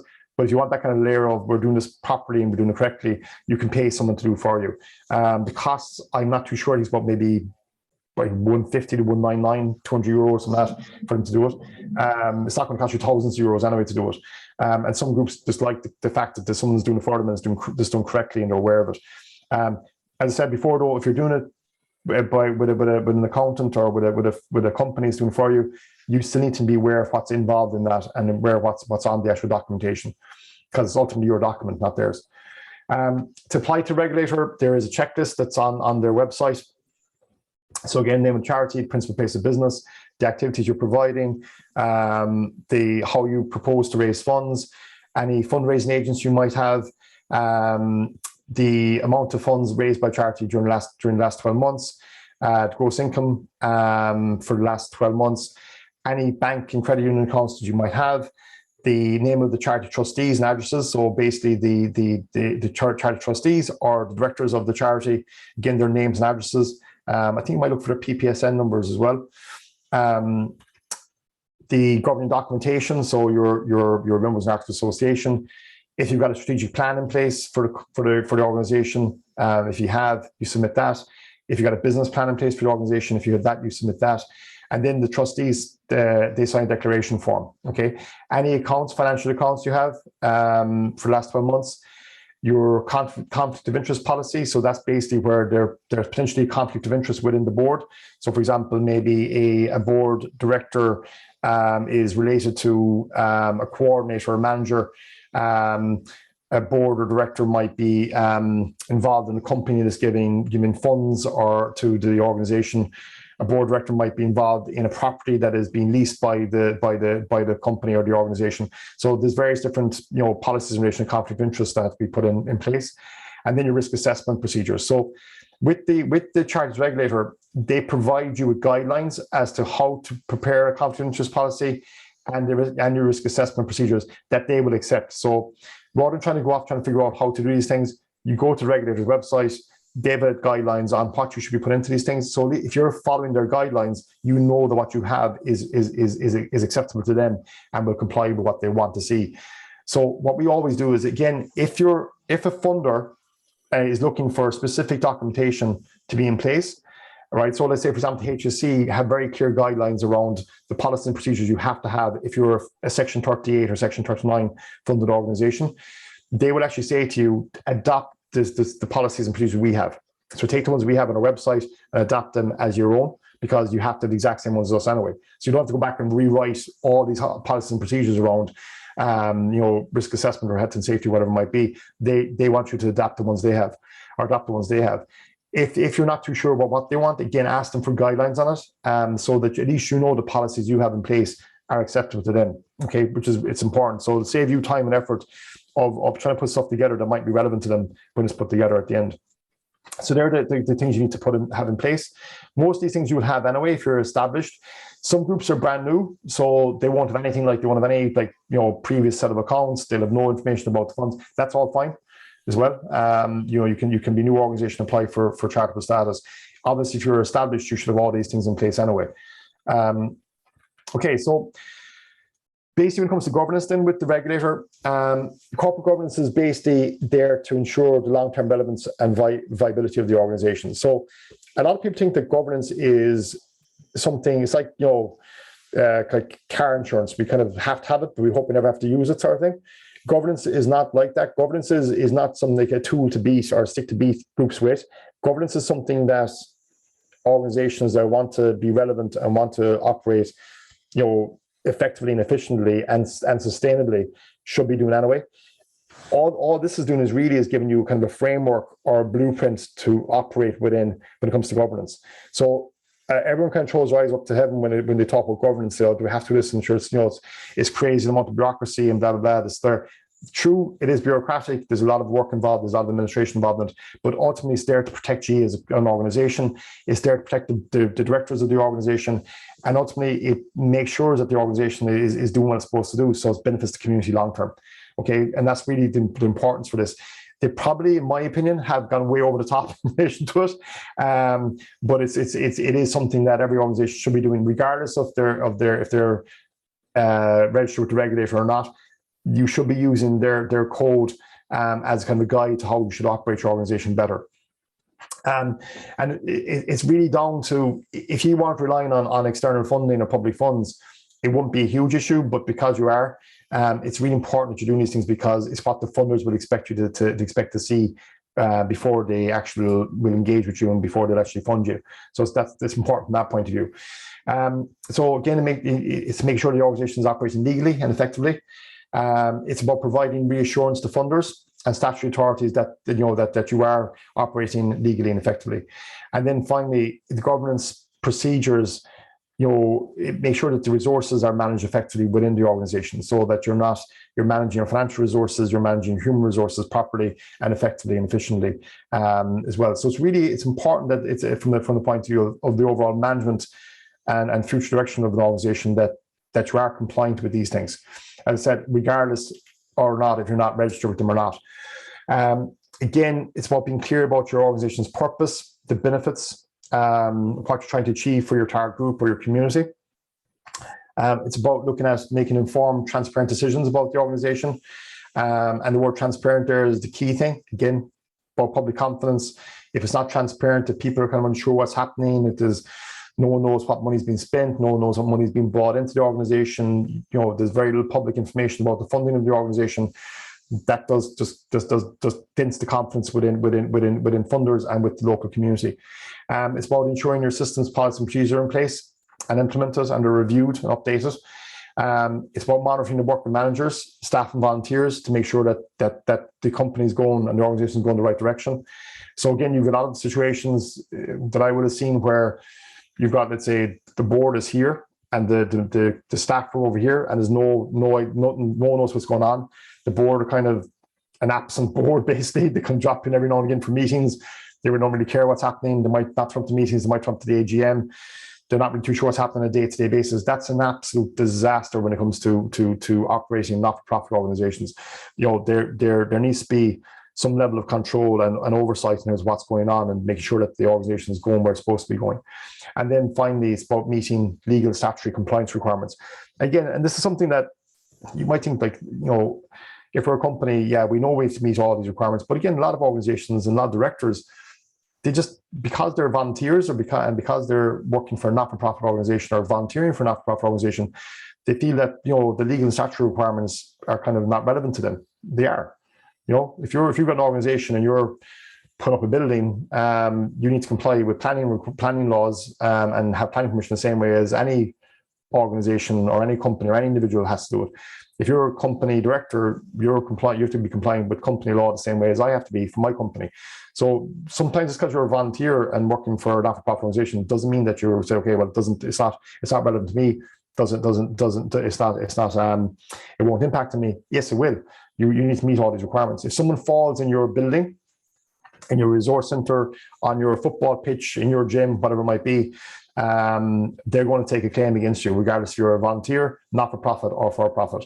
And if you haven't done everything you possibly can to prevent that from happening, and you don't have proper insurance in place, or health and safety statements in place, or risk assessments done, you're now at risk. So again, it's something not just kind of turn a blind eye to. And I don't want to be kind of frightening the life out of people either, but it's really just being aware and being aware of what your responsibilities are and having simple policies and procedures in place, not over the top policies and procedures in place, to make sure that you're operating effectively and efficiently. Really, really important. So the governance code was brought out then by the regulator. Now, don't get confused between the old governance code, which was out there for a while. So a number of years ago, the government formed a committee which they're very good at doing. And this committee decided they would come up with a governance code for Ireland, for the not-for-profit sector, for community voluntary organisations. And you're all probably familiar with it because you all probably ticked the box saying you had signed up to the governance code, or you were on the process of signing up to the governance code when you were filling out grant applications over the last number of years. So the governance code was basically a code of governance for and a blueprint of how to operate an effective, efficient organisation if you're working within the community voluntary sector. And it was a great idea. And had, you know, different codes for different size organizations, so that type A, type B, and type C organizations. Problem was that it was self-regulated. You could tick a box saying we were signed up to the governance code and you mightn't have been. And people said, oh, they're signed up to it, that's grand. And it was a case of directors saying to coordinators, what's this governance code thing all about? Have we done it? If we haven't, sure, can you do it and fill out what needs to be filled out and just, you know, tick a box? And that's all it was ticking a box. And it didn't make a blind bit of difference, really. And then the regulator was formed, and the regulator, first thing they did was scrap the governance code, and basically the governance code committee no longer existed, and the website no longer exists as well. So it was kind of one of these things that was there for a while and didn't really make any difference. Now with the governance code, the Charities Regulator has their own governance code. Difference being is that it is regulated. It's not regulated, self-regulated, it's regulated by the Charities Regulator. You have to comply with the code. You can't say we're signed up to it. They want proof that you've done what you're supposed to have done or what you say you're doing in relation to the code. So the governance code basically is based on 6 principles, okay? So the first principle is advancing your charitable purpose, okay? So that basically means that you're saying that we're, you know, go back to your charitable purposes, that, you know, that your project is providing a service from the community that's benefiting public good. And that, you know, you can break that down into the work you're doing, how it's benefiting the local community. So it's, if you go back to the 4 areas, this is probably the one that most of you would be ticking this box here. Would be ticking the number 4 box. So looking at how our project is of public benefit to the community. Okay, so within your advancing charitable purpose, you're saying what charitable purpose you're advancing and how you do that. Behaving with integrity. So again, how you're actually, you know, behaving with integrity, how you're, as a board, as an organization, you're transparent, you're accountable, you have certain values that you operate against, and you know, again, you're showing what, you know, procedures and policies you have in place in relation to that. You know, there's conflict of interest policies in there, et cetera, et cetera. Leading people is, again, how you're, you know, you work with people. So you're looking at, like, say, if you've got a staff or volunteers, policy in relation to recruitment, in relation to training, in relation to support, supervision, inducting new people into the company, providing safe workplace for company. You know, again, you're showing how you're doing this as an organization. Exercise and control, again, in looking at your policy and procedures around financial controls, you know, management systems, operational structures, supervision, and again, other areas where you're showing how your organization exercises control in terms of what the organization does. The 5th one is working effectively. So again, how you work effectively. So you develop a strategic plan, a business plan, action plans. You've got, you know, financial procedures. You've got budgets that are reviewed regularly. You know, you've got, you know, regular meetings. You put in project teams. So what you're actually doing within your organization that allows you to work effectively and efficiently. And then the last one is how you're accountable and transparent. So again, your reporting structures, your financial reporting, your communicating to stakeholders, your communication structures with local community, how the community are involved, you know, how your community can actually get involved in, say, decision making, how you consult with the community, all these things. In other words, how you as an organization are accountable to people and are transparent in what you do. Okay, so there are 6 principles. So what they've done is they've then asked you what they and this is where some people say, well, how do we, you know, what do we need to do under these 6 principles? How do we show we're doing what we're supposed to be doing?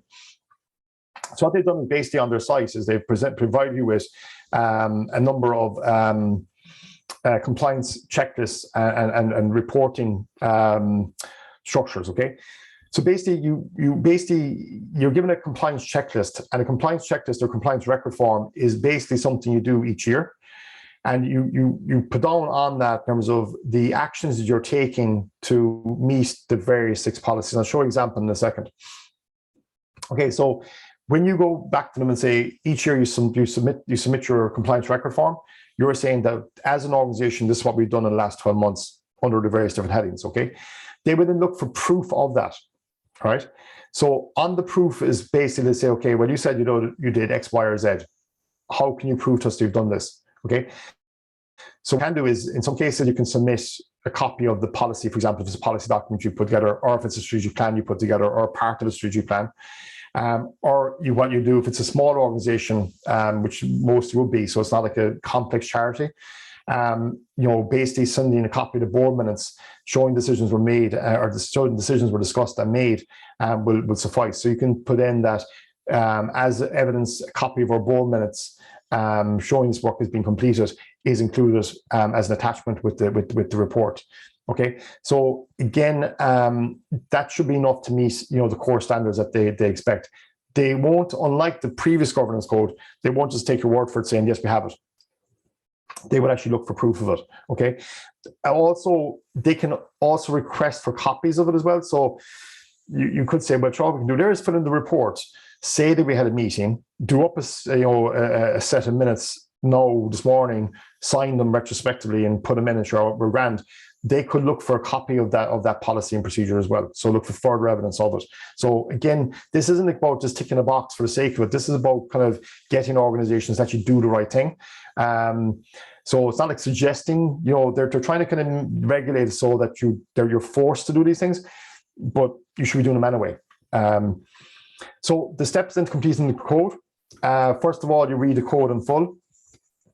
You decide that if your charity is more complex, so that basically means that if you're a large charity organization, like maybe national charity, you're going to have a lot more, they'd be way more complex than say a small local organization. Okay, so the majority of this would be small charities, small organizations working locally within our communities, no regional impact, no national impact whatsoever. So we wouldn't be considered complex. So for each standard, so the 6 standards, you decide what actions you will take to meet the standard in your charity. Okay. Then you state each action next to the relevant standard in the compliance record form, which I'll show you in a second. So the record form is basically a template, and you basically put in on the template what action you're taking that's relevant to that specific standard. If any of the standards do not apply to a charity, explain why next to it. So for example, if some standard that they're requesting is not really applicable to your organization, you just put in non-applicable and you explain why it's not applicable. Okay, so again, it's a standard form that they send out to everyone. Some parts of the form you might need to complete, but you need to explain why you're not completing them. Don't just send something back that's blank. Decide what evidence you can provide. So again, simplest form is the minutes. It was minutes of a meeting. What we do with some groups, so what some groups we know of do as well, is they might maybe once a quarter have like a planning workshop amongst themselves, maybe for half day, where they review everything. And then they might, at that they might come up with certain actions the organization needs to do in relation to funding or projects or whatever it might be. And then at the next board meeting, the summary of that workshop are presented and they're signed off on. So for example, we're working with a group at the moment where they're reviewing their work structure, their staffing, their roles and responsibilities to their staff. And they've done a series of consultation meetings with the staff and with the board, and an external facilitator. I went in this work with them as well, and we've issued them recommendations. Now the board are going to bring those recommendations to a board meeting, and they will agree on implementing some of those recommendations or not implementing some of the recommendations. That's something that you will put in here. So you would say that part of this, we reviewed our policies at a planning session. The recommendations of that process were presented to the board, and the following recommendations were ratified by the board. So that's sort of evidence you can provide. Okay, and that's something again as organizations should be doing anyway regularly, is like quarterly planning sessions, see where you're going outside of your regular monthly meetings. So again, you declared in step 9 your charity's compliance or reasons for not complying, and then so when you're submitting your annual report, then that's when you declare that you're compliant with the code. So then each year, then after this, you do submit a new compliance record form. This is where people are getting a bit kind of annoyed, right? Because they're saying, do we have to do this every year on top of all the other reporting we have to do, on top of all the work we do on a day-to-day basis anyway, on top of all the work we have to do in terms of reporting to our funders, on top of putting together all the income and expenditure and getting the bookkeeping done for our accountant, we now got to do this report as well every year? And the answer is yes, you do have to report every year, but if you do this record form once, the likelihood of a change in a lot year on year is slim. Okay, so for example, if you've got in place good policy and procedures around your risk assessment and safety statements, for example, that's only going to change if there's been substantial changes to the way you work or to your premises or whatever it might be.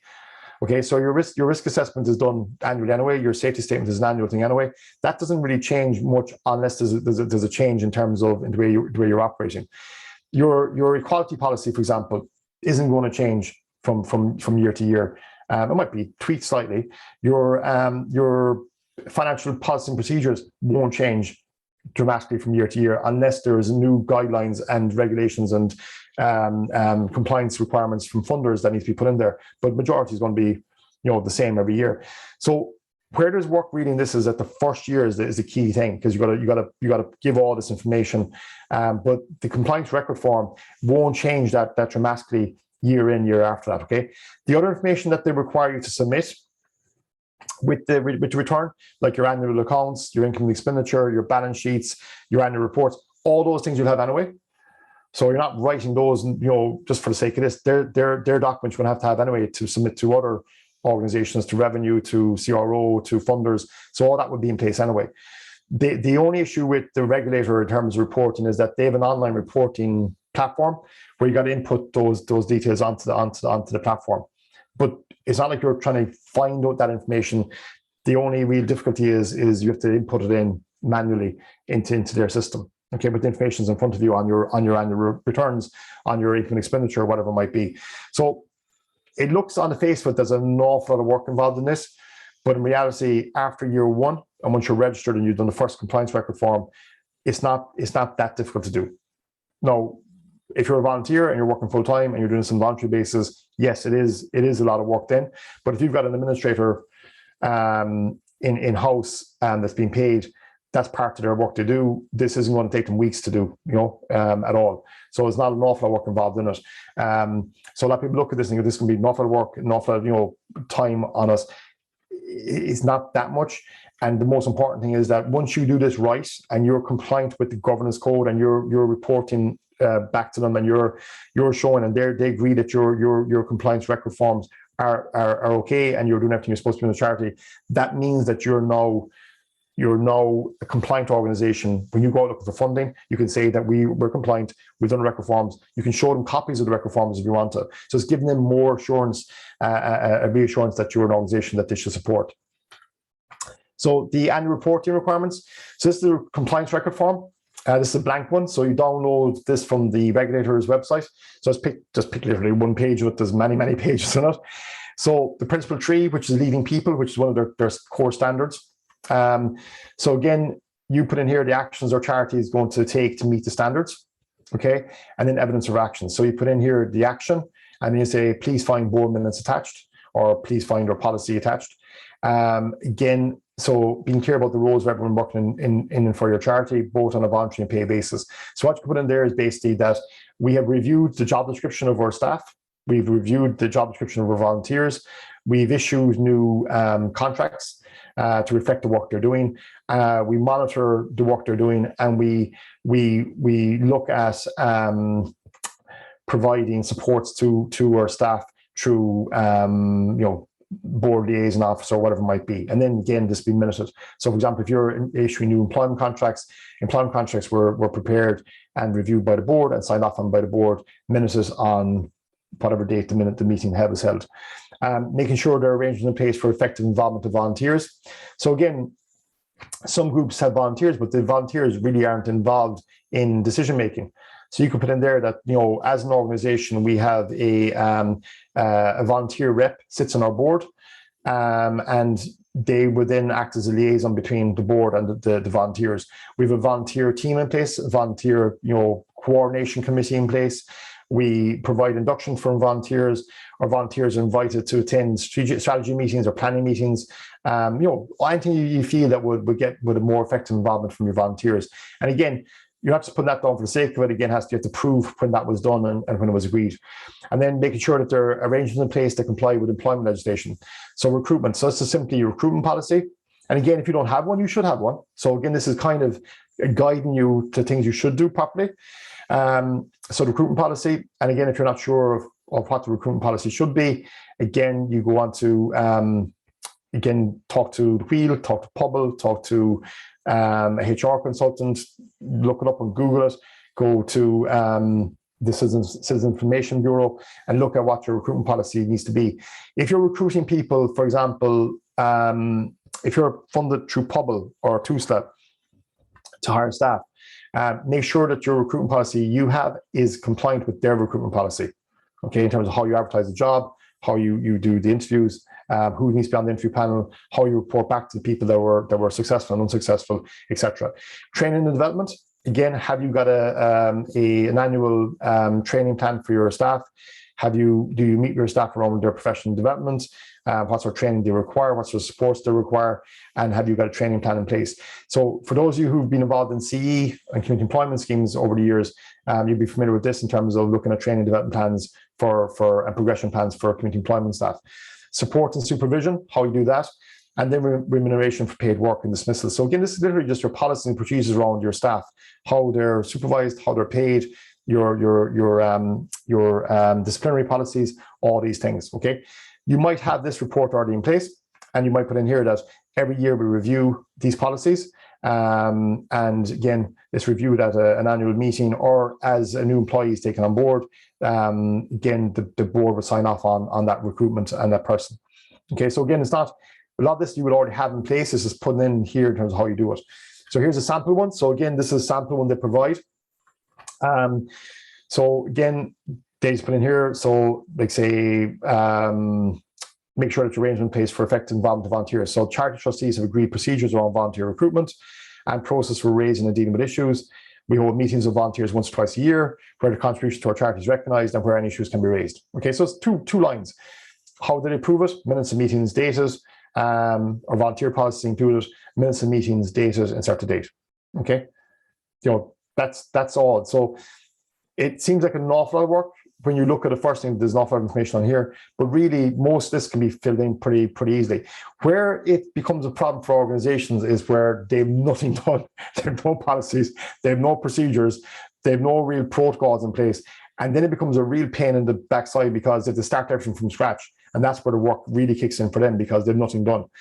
And this is why I said to you earlier on, this is why we say to every group we work with, use these guidelines, regardless if you're looking at charity registration or registering as charity regulator or not. Use these guidelines as the template to make sure you're working effectively and efficiently. Okay, so it forces you into recognizing, Jesus, we don't have anything in place for working with volunteers. We don't have any supervision for volunteers in place. We should have. How do we do it? So it's really using this to kind of find out what the kind of gap analysis is, find out where there's gaps within your structure in terms of what you should be doing, but you're not doing. Okay, and the reason why that's important is because, again, I'll go back to it. If you're doing these things right, and these weren't just designed to make life miserable for people working in the sector, even though some people think they are, it just means that you know that your organization has been run very effectively. You know that all the foundation levels are in place within your organization. You know that you're compliant across the board in relation to everything. You don't have to be looking over your shoulder wondering if something's going to go wrong. It just means that you're comfortable that we're doing everything we possibly can, right? And we're managing this on an ongoing basis. And as I said, from the funding perspective, the funders are confident in you as well, okay? So use these as guidelines. If you're not involved in Charities Regulator, not get involved in them, doesn't matter. Use these as guidelines. We're asking all the organizations we work with, if you're looking at your operational structures, your strategic planning, use these as a template. And the reason why you would use these is that this is kind of the gold standard nationally. And this is what the funders will be using as the gold standard as well. So you could say, well, I'm going to ignore these. I'm going to come up with our own policy, and I'm going to put up our own templates. You can, but you're wasting your time because it's not the gold standard. You know, you can spend an awful lot of time paying an awful lot of consultants to do the stuff for you, and then find that what you have is not really relevant or probably way too much. Use this as the kind of the standard, because this is the standard that's been set nationally. It's what everyone's going to be compliant with. It's what the funders expect you to be compliant with. How do you submit your annual returns? So when you're registered with the regulator, you're going to have an account with them, like Ross, Revenue Online Services with Revenue. And you basically submit the return online, okay? And again, not going into detail on it now today, but again, there's steps there on how you do that when you go onto their website. So again, you just basically fill in you upload the files on their system and you input the data they look for on the system. So again, in terms of the reporting structure, again, there's a bit of work involved in this, but as I was saying previously, and another workshops and workshops we do next week as well, what we recommend our organizations we work with to do is to have a proper, central filing system. So all your documentation is stored in one space, right? And that typically would be your Google Drive or Dropbox or OneDrive or whatever it might be, right? Rather than having it on someone's laptop in an office or having loads of paper files in a filing cabinet somewhere and no one can access them or no one knows they are. So what we recommend every group to do is to have all their necessary documentation, their memos, articles of association, their annual accounts, their annual reports, all their tax numbers, CHY numbers, CRA numbers, all their company numbers and details on file, all their employment contracts, all their policies, all their procedures, all their bank details, all centrally located in one file. Okay. And as you're going along, you're updating that file and adding more and more and more to it. Okay. So you have a policy and procedures checklist file with all the policy and procedures there that you can edit and change when needs be. Every year you'd have your annual accounts that are submitted to you by your accountant. You keep those on file. And the reason why, and you have all the files would be in PDF format, right? So every document you have is PDF format. And the reason why we recommend that for everyone is that most applications that you're going to be doing from now on, grant applications, are going to be online applications, and you're going to be uploading files and documentation onto various different grant portals. The Charities Regulator is all online. So if you've got everything in one central file, it makes life an awful lot easier when you're doing these reporting because you have everything on hand, you have everything ready to just basically transfer over. If you've got a situation where you've no idea where the accounts are, where the annual report is, who's got the memos and articles association, you have no idea what the CRA number is, you have no idea what the air code is, okay, it's not the end of the world, but it just means there's more work involved in. And if you're volunteers and you're not even too sure who has this information, that's a problem. So you need to have, if you've got an organization where you have a coordinator, manager, administrator, the administrator's job is this. They have everything filed away. They're managing the admin. They should have, at a second's notice, access to whatever is needed and required, because it should be all there ready in front of them. If you've got a voluntary board where there's all volunteers, I would recommend setting up your finance committee. Your finance committee take on the responsibility of like an administrator of a company. So that finance committee have shared access to files that is all this information that's uploaded when they get it. So and simply a case of when your accountant sends over an email to you with here's a copy of your annual accounts for 2020, you basically save them to your central file. Now it's all kind of step-by-step stuff. And like, somebody might be doing sorting, it's kind of obvious to you, but it really saves you so much hassle when you're doing grant applications or you're doing any sort of reporting back to your funders or to the Charities Regulator. Where there's always delays and where time becomes a problem is where groups, one, don't know what they're supposed to be submitting, two, have no idea what the file they're even asked for, what it is, but I'm sure what policies or procedures are being referenced to. Three, they don't know where it is that or who has the documentation, and four, which is the most regular one, is they don't have them in place in the first place. Okay, so these are things that you're going to have if you're with the regulator, all the policies and procedures. I think last week somebody might have been on the risk assessment safety statement workshop. You have to have them from a legal point of view, from an insurance point of view, and it's getting to the point where most funding organizations and funders will look for all these policies and procedures and be in place as well. So the day of kind of saying, we won't bother doing that now because no one's going to look for it ever and we never have to be regular asked for it, those days are gone. And it's going to get more and more where every funding organization is going to look for all these documentations, not to be submitted necessarily with the applications that you're putting in, but they're going to have to be made available when it comes to audit. And at any time you can be inspected. If you're being publicly funded, you can be inspected or audited by a department, by local authority, by public, by whoever it might be, or by revenue, or by the regulator. And if you're saying all these things as directors of a company saying, yes, we have all these things in place, it was signed off for whatever meeting, whatever date, if you can't back that up with minutes, with paperwork, and they come in and inspect, then you're in serious problems there. So like in my experience over the last 20 odd years, there's been an awful lot of kind of, retrospectively putting out reports, a lot of, doctrine of documentation, signing documents, a lot of changing dates in documents, a lot of just downloading and copying other documents from different people, just using simple templates, putting your name to the bottom and putting them on letterhead. And that was all kind of, it was happening across the board, across the sector. And I'm not there to judge on that, but those days are those days are long gone. It still happens, but you're just basically at huge risk of any inspection, of any audit. And there's so much now regulations and checking and accountability and transparency that it's just not even worth it. And you shouldn't be doing it anyway, but like rather than spending time doing things right, it's a lot better spending time doing things right than trying to spend time afterwards trying to make things right. Okay, because I always believe whether it be my own business, whether it be private companies we work with, so sole traders or companies that are out there providing products and services and working with customers, or whether it be not-for-profit organizations that we primarily work with, I always say if your foundation of your structure is solid, so it's rock solid, and you've got a proper foundation, and everything that's underneath an organization is perfectly done, and there's no cracks there, you're fine. The only thing that will go wrong then is that funding mightn't be there, or there might be issues in terms of funding down the line, but you're never going to be in trouble because you're in breach of legislation or you're reckless, okay? Where you got a situation where that foundation is slightly weak or there's cracks in the foundation because certain things have just been kind of, overlooked and not done or just ignored, it doesn't matter how good your organization is then afterwards. You could be getting funding from left, right, and center, doing great work on the ground. But the first claim, the first audit, the first issue that's going to come up because the foundation wasn't right is going to knock the whole thing to the ground. Okay, so it's like a house. Foundation is wrong. Eventually, the house is going to have problems, cracks going to start appearing. It's going to be knocked or it's going to be replaced. Okay, the foundation is solid. Nothing's going to happen to the house. Okay, and that's the way we look at it, and that's really important because you're dealing with public funds.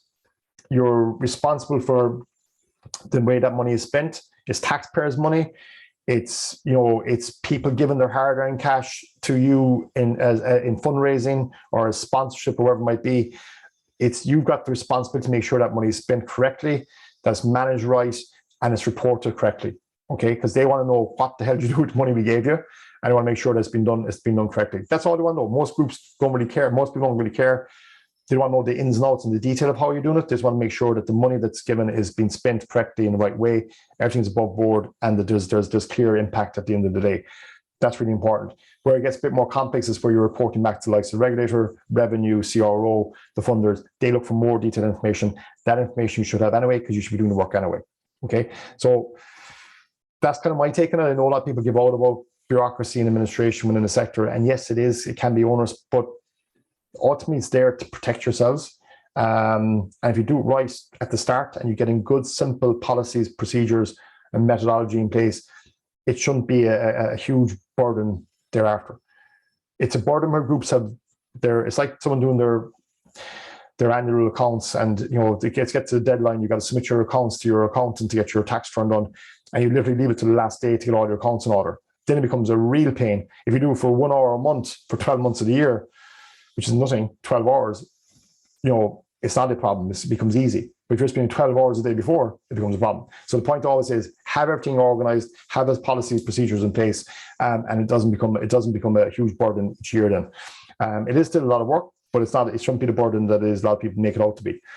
Okay, so I'm going to stop the share there. Have you any questions on that? And does it make sense to you, or are you kind of thinking, geez, this is a nightmare. There's an awful lot of work involved in this. Do you agree with it, first of all? Just kind of get any kind of feedback on that. Do people agree with the regulator and the amount of reporting to be done and why you need to do it? Well, it keeps everything in line.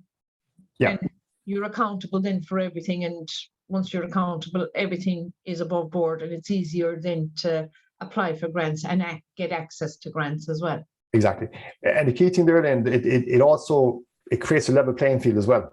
Yeah. Because the same standards everyone has to adhere to, you know. So, you know, before it was just up and down. It was like some were very, very good and some were very, very bad, and there was no kind of in between. Whereas just now, if you're all complying to the same level of guidelines, it should level the playing field, you know. Any other comments on this, right? Sorry, can I ask you a question there about the Sure, compliance checklist? If somebody is applying for a grant and they are a charity, should they have this on file and put it in with their application, or is it doesn't matter whether they have? What happened there is on the application form, they'll ask you for your RCN number. Yeah. So the person then who's assessing the application, whether it be a local authority or a leader or whatever it might be, they can go onto the Charities Regulator website and put in the RCN number, and then they can see what returns have been done. Done. Yeah, you don't have to submit the return to you don't have to submit the return to the return you do to the regulator doesn't have to be submitted with the application form. No, that's perfect. Thanks. Yeah. Okay. Any other comments on it or any questions on what we covered? There's one in the chat box, Tom. Do we submit the annual report a year to date that we registered as a charity? Yeah, I think it's from the date. Yeah, you register from the date. I'm not sure, and it's a question I check. I'm not sure. It's like you know, you got certain return dates for revenue, in October. So with this, I think it's from the date you register. But I need to confirm that.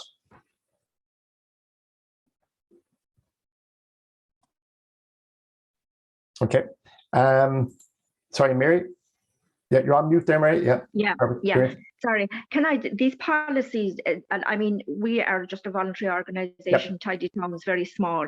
Yep. And we have 2 CE workers. Now, all their training, all their recruitment, now we go and interview them with the sponsor. Yep. The sponsor. Yeah. Are there little templates there? Like, because our policies would be very simple. Yeah.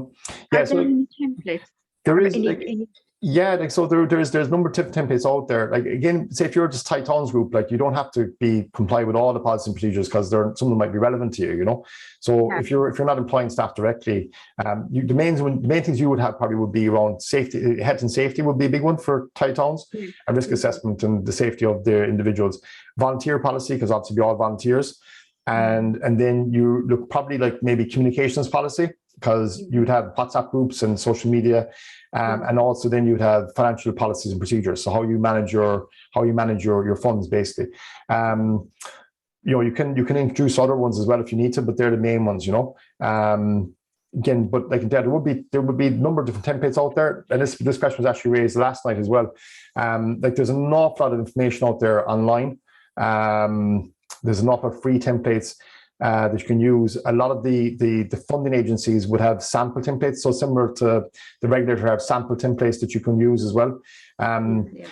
It's the only time I would normally recommend you pay for someone to do the policies for you would be around health and safety, because the person who's doing the risk assessment needs to be qualified in doing that. And be qualified in doing the safety and can stand over it, which is most importantly. And you're dealing with, say, any legal documentation or employment law, then that's where you would look for, you know, someone to do it for you and pay them to do it. Other policies, you can download templates, and most of the wording is generic anyway.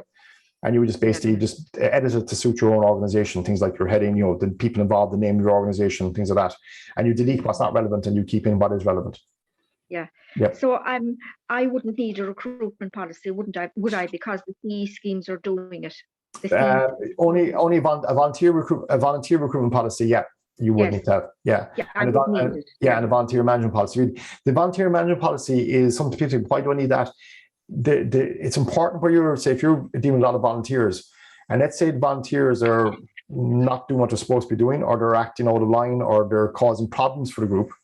And because one volunteer is literally annoying a lot of other volunteers, you lose volunteers because of it. You have the policies in place, and how do we deal with that? Okay. Right, okay. So if they sign up to like a volunteer policy that they're not supposed to do X, Y, or Z, they're supposed to behave with integrity, you know, not bully, not harass. If they're then in breach of that, then you can kind of have a reason to get rid of them. If you don't have those policies in place, you can't, because they'll say, well, I was never told I couldn't bully someone. Okay, so thank you very much, Tom. Yep. Yeah, Okay, thank you very much. Thank you. Any other questions? No? No other questions at all? All makes sense? Okay. What I would, just before I finish up, I would strongly recommend you to go on the Regulator's website. In fairness to them, they've provided an awful lot of guidelines and an awful lot of information in terms of what they expect.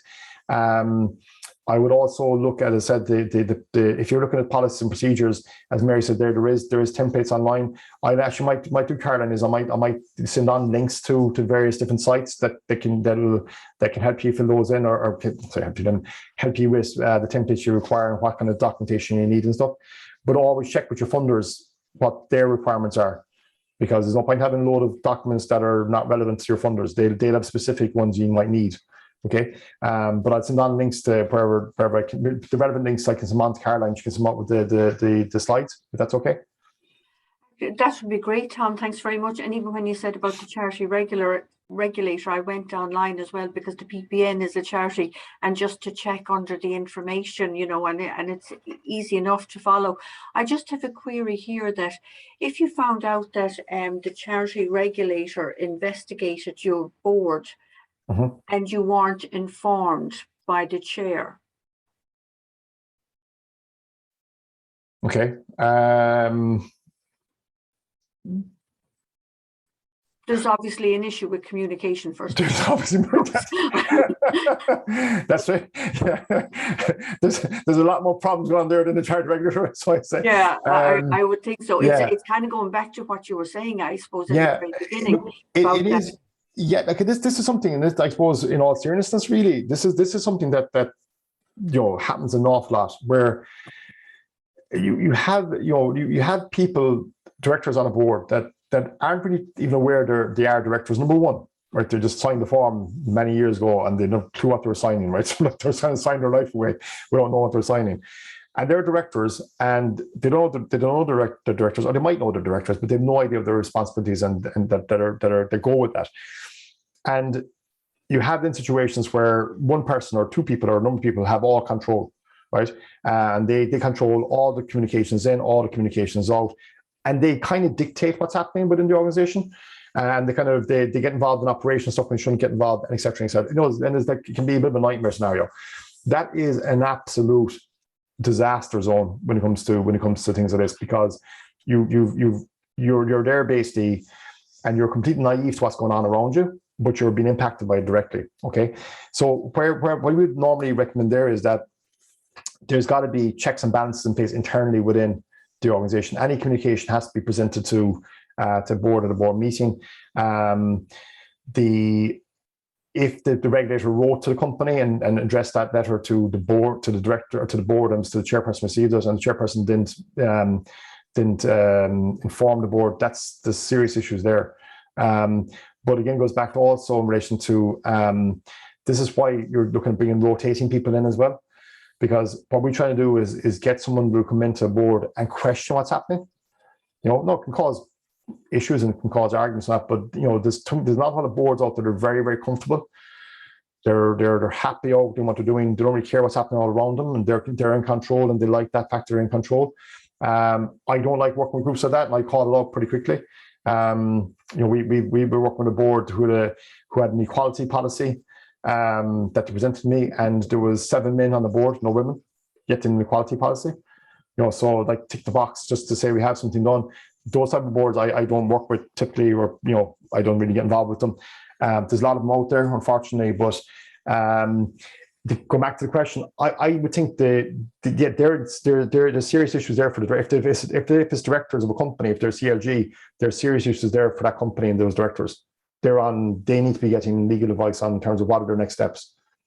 You know, without doubt, because they are if there's issues, if the regulator are questioning what they're doing, if it's a financial issue in relation to expenditure or returns or the management of funding, that's a serious issue then for those directors.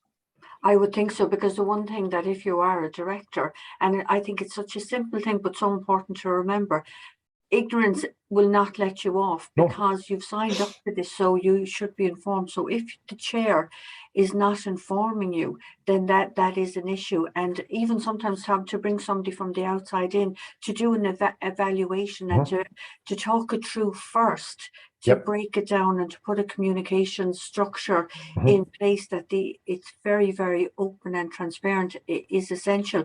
We just have another question here. Sorry, Elaine, I see your hand, and I'll just do this one first and we'll come back to you. Should tidy town organisations register as a charity? Like, what would the benefits be for them? Really, the only, I suppose, the benefits. Some people within the community, if you're a registered charity, they're more confidence in giving you funding or giving you money because you're a charity and you've got charitable status. If you go to a company looking for sponsorship, for example, right, that company doesn't necessarily have to. You don't have to be charity for them to give you sponsorship. They can still give you sponsorship. They can still claim that sponsorship as an allowable expense when they're doing their own tax returns. They can say that we gave the Tidy Towns Group €1,000. That's €1,000 is a sponsorship fee. It's a marketing cost that they can claim against when they're doing their tax returns at the end of the year as an expense. You don't have to be charity for them to do that. The benefits really, I suppose, of a charity, the main benefits of charitable status would be when it comes to things like, if you're looking for planning fees will be waived, development levies will be waived. You're not going to be generating any sort of corporation tax or profits anyway to paying corporation tax. So the waiving of taxes is a good thing, but it's not really relevant in most cases because you won't be paying any corporation tax anyway. It's really around the fees and levies. The only other advantage really of being a registered charity is if the funding organisation the funding organisation that they will only fund organisations that are registered charities, then that's, if you're not registered charity, that becomes a disadvantage. That I hope doesn't happen across the board down the line, where every funding organisation will only fund registered charities, because that's going to cause problems for a lot of organisations. So there is advantages, obviously, but if you don't register charities, doesn't mean that you're kind of closing the door to funds down the line. So you got to weigh up, really, is it worth a while with the reporting structures in place to be registered? Or are we okay just where we're going? But you can raise money, you can get grants if you're not registered as a charity. Can I come in there, Tom? Yeah. Mary Welch, Castle Island, Tidy Towns. The reason we had to register there were two reasons. One was we were bequeathed a small amount of money, which we couldn't draw down because we weren't, we had to become a charitable organisation.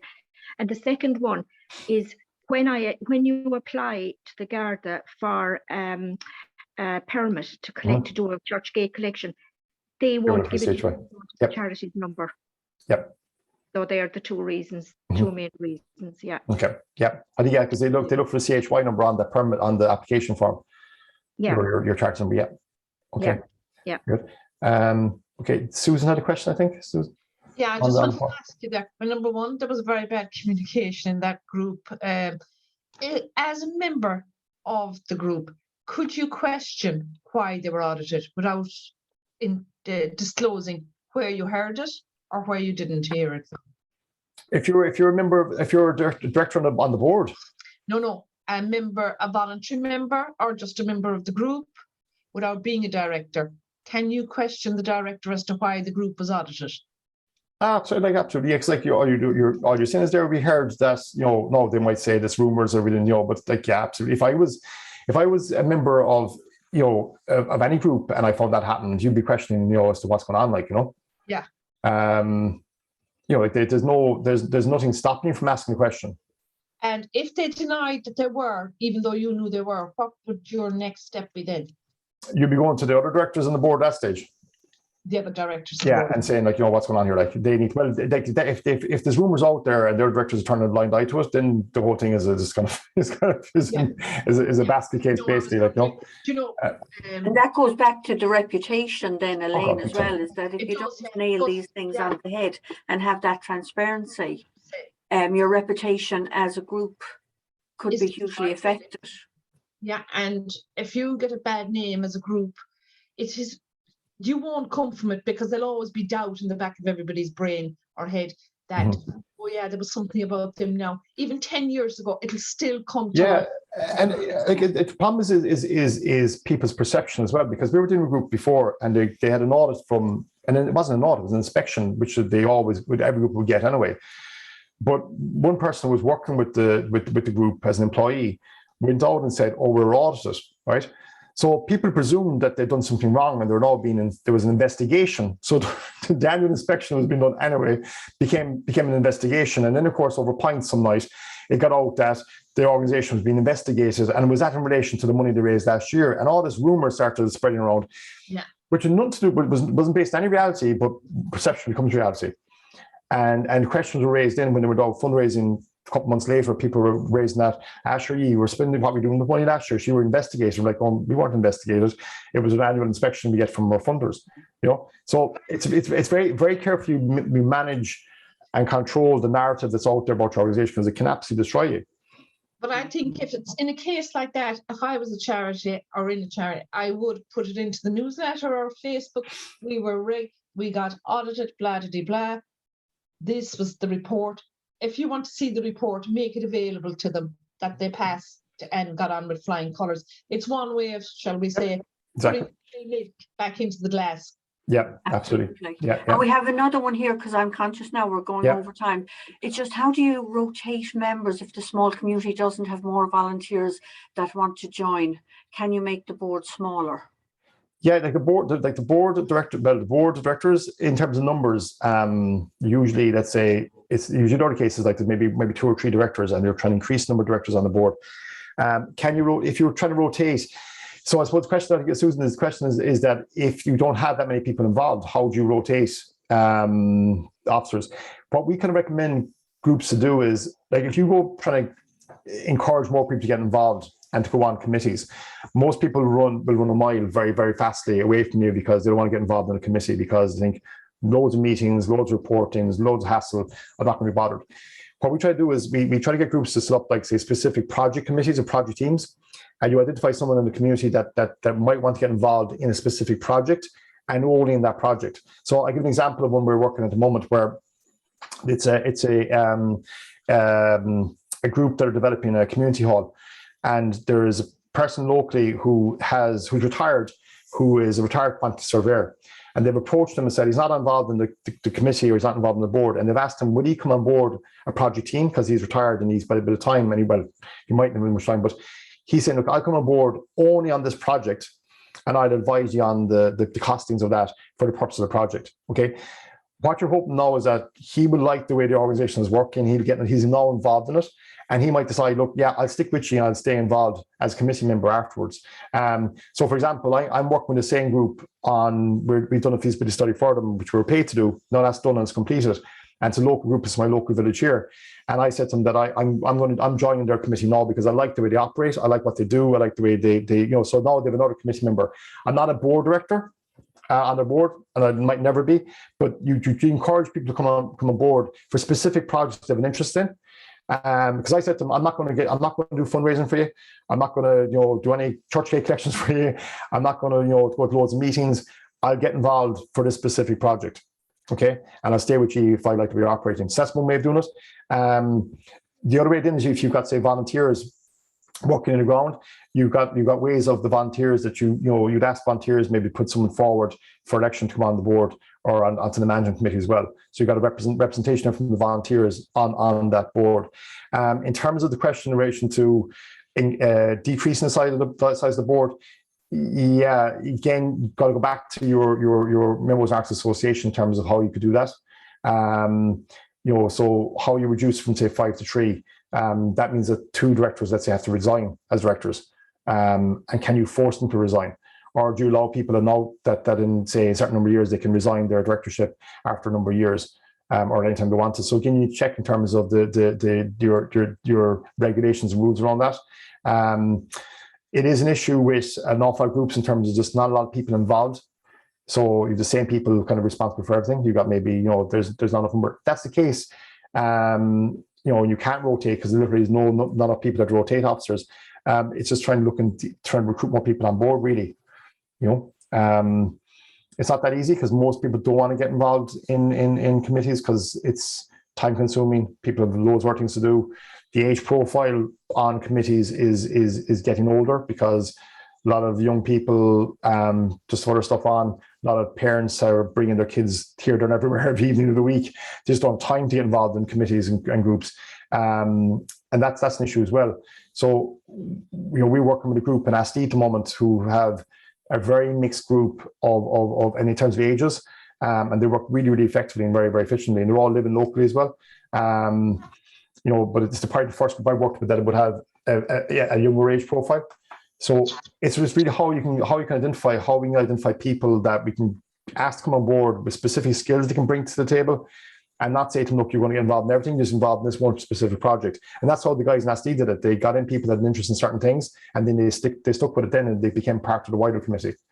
And they specialize in certain projects. So some people get involved in, say, environmental projects and won't get involved in other projects. So that's one way of doing it. It's worked successfully for them. I think in AT as well, they've got a good group there, something similar to the way they've done it. They've kind of got teams of people doing different things. But it's a difficult one. It is definitely very difficult with the rotation side. Just make sure you have it in your rules and under your Act Association that you're allowed to that. If you need to change those, you can go back and get those changed. So you can retrospectively change the rules around how you rotate officers, how you bring on new directors, when directors can resign. All that can be done retrospectively. No, I remember going back 3 or 4 years ago, local committee approached a few of us to join the committee that they needed fresh blood. They gave us an agenda. We got together outside of the meeting and to put ideas together. We went, and everything we said that night was knocked down by the older members of the committee and some other members as well. And we never returned. Yep. And that happens in a lot of communities as well. Yeah, no, I agree. And a lot of younger people get involved, and their voices and heard. Just kind of basically, you can tick the box, get young people involved, but they're not listened to. That night, we were just, everything we said by the committee that was in place was absolutely our legs were cut out from under us. And we had a lot of work put into it, our presentation. And it was just, everybody that was asked, there was 5 of us actually, and none of the 5 of us returned to the organisation or the committee. Okay. Yeah, any other questions? Yeah. Tony's hand is up there. Tony, John. how are you? Tony, you're on mute there. Sorry, Tony, you're on mute. Okay. Yeah, I can hear you now. Yeah. Okay, I think I'm okay, am I? Yeah, you're okay. Yeah, now. no, sorry, just like I have to go anyway, but I just like to thank you for your presentation. And the other side of it is that you'd after the presentation, you'd wonder why anybody get involved in as a volunteer in any organisation. Yeah, so no, again, just thanks for the presentation. I have to go anyway, unfortunately. Thanks, Tony. Yeah, bye. I think honestly, for the questions, I think we'll wrap because I know it's gone over time. Just a reminder again. So next Tuesday, the 25th is next Tuesday, isn't it? The grant application workshop is on. So again, it's something that I'd be encouraging you to attend. Again, because this is, I suppose, it's a good thing because there's lots of grants coming up. Last 2 years have been bumper years for grants, which was great. And a lot of it was COVID related, which wasn't great, but kind of a silver lining. And this year, there's going to be more grant opportunities coming up as well. And next year, we're hopefully into a new cycle for leader funding in 2023. So it'd be worth looking at, in terms of we'll be covering what's involved in the preparatory work before you look to apply for grants, what information you need to have in place, again, on file, so that when grants come up, you'll have opportunities to apply for them and be ready for them when they come up. So I'd be encouraging to go on that. And then there's other workshops and on online fundraising as well. So I think Caroline will be sending out probably notification of those anyway. We will, of course. We'll have them on our Facebook page, on the website, and we'll also have it going out in the newsletter as well. So again, we would just encourage anybody who is getting the newsletter to share it out, if you're the contact, because it comes back to that sharing of the information. But we'll be sending out the links for the workshops next week. And as I said earlier, there will be 2 funding streams advertised at the end of this month, so it actually just happens to be perfect timing as well to get your work ready to go. Very good. Okay. And Tom, am I correct that you said you don't necessarily have to be a charity to apply for some of these funding? Yeah, unless they specify, Susan, that you have to be, you don't have to be. No. Unless they make it very clear that you have to have charitable status, as you know, the It's eligibility like our criteria. marketing committee for Waterville, when we applied for some of the grants, we had to go under the IRD number. But my feeling is like if the marketing committee can go ahead and apply for it, it just seems to. Yep. No, unless they state clearly in their criteria that you have to be eligible, you have to be charity, then you're okay. Okay. Yeah. Okay. Thanks. Thank you all so much for joining us this morning. I think it's a great session altogether. Look forward to seeing you again soon. Thank you very much. Take care. Thanks, Tom. Thanks, everybody. Bye.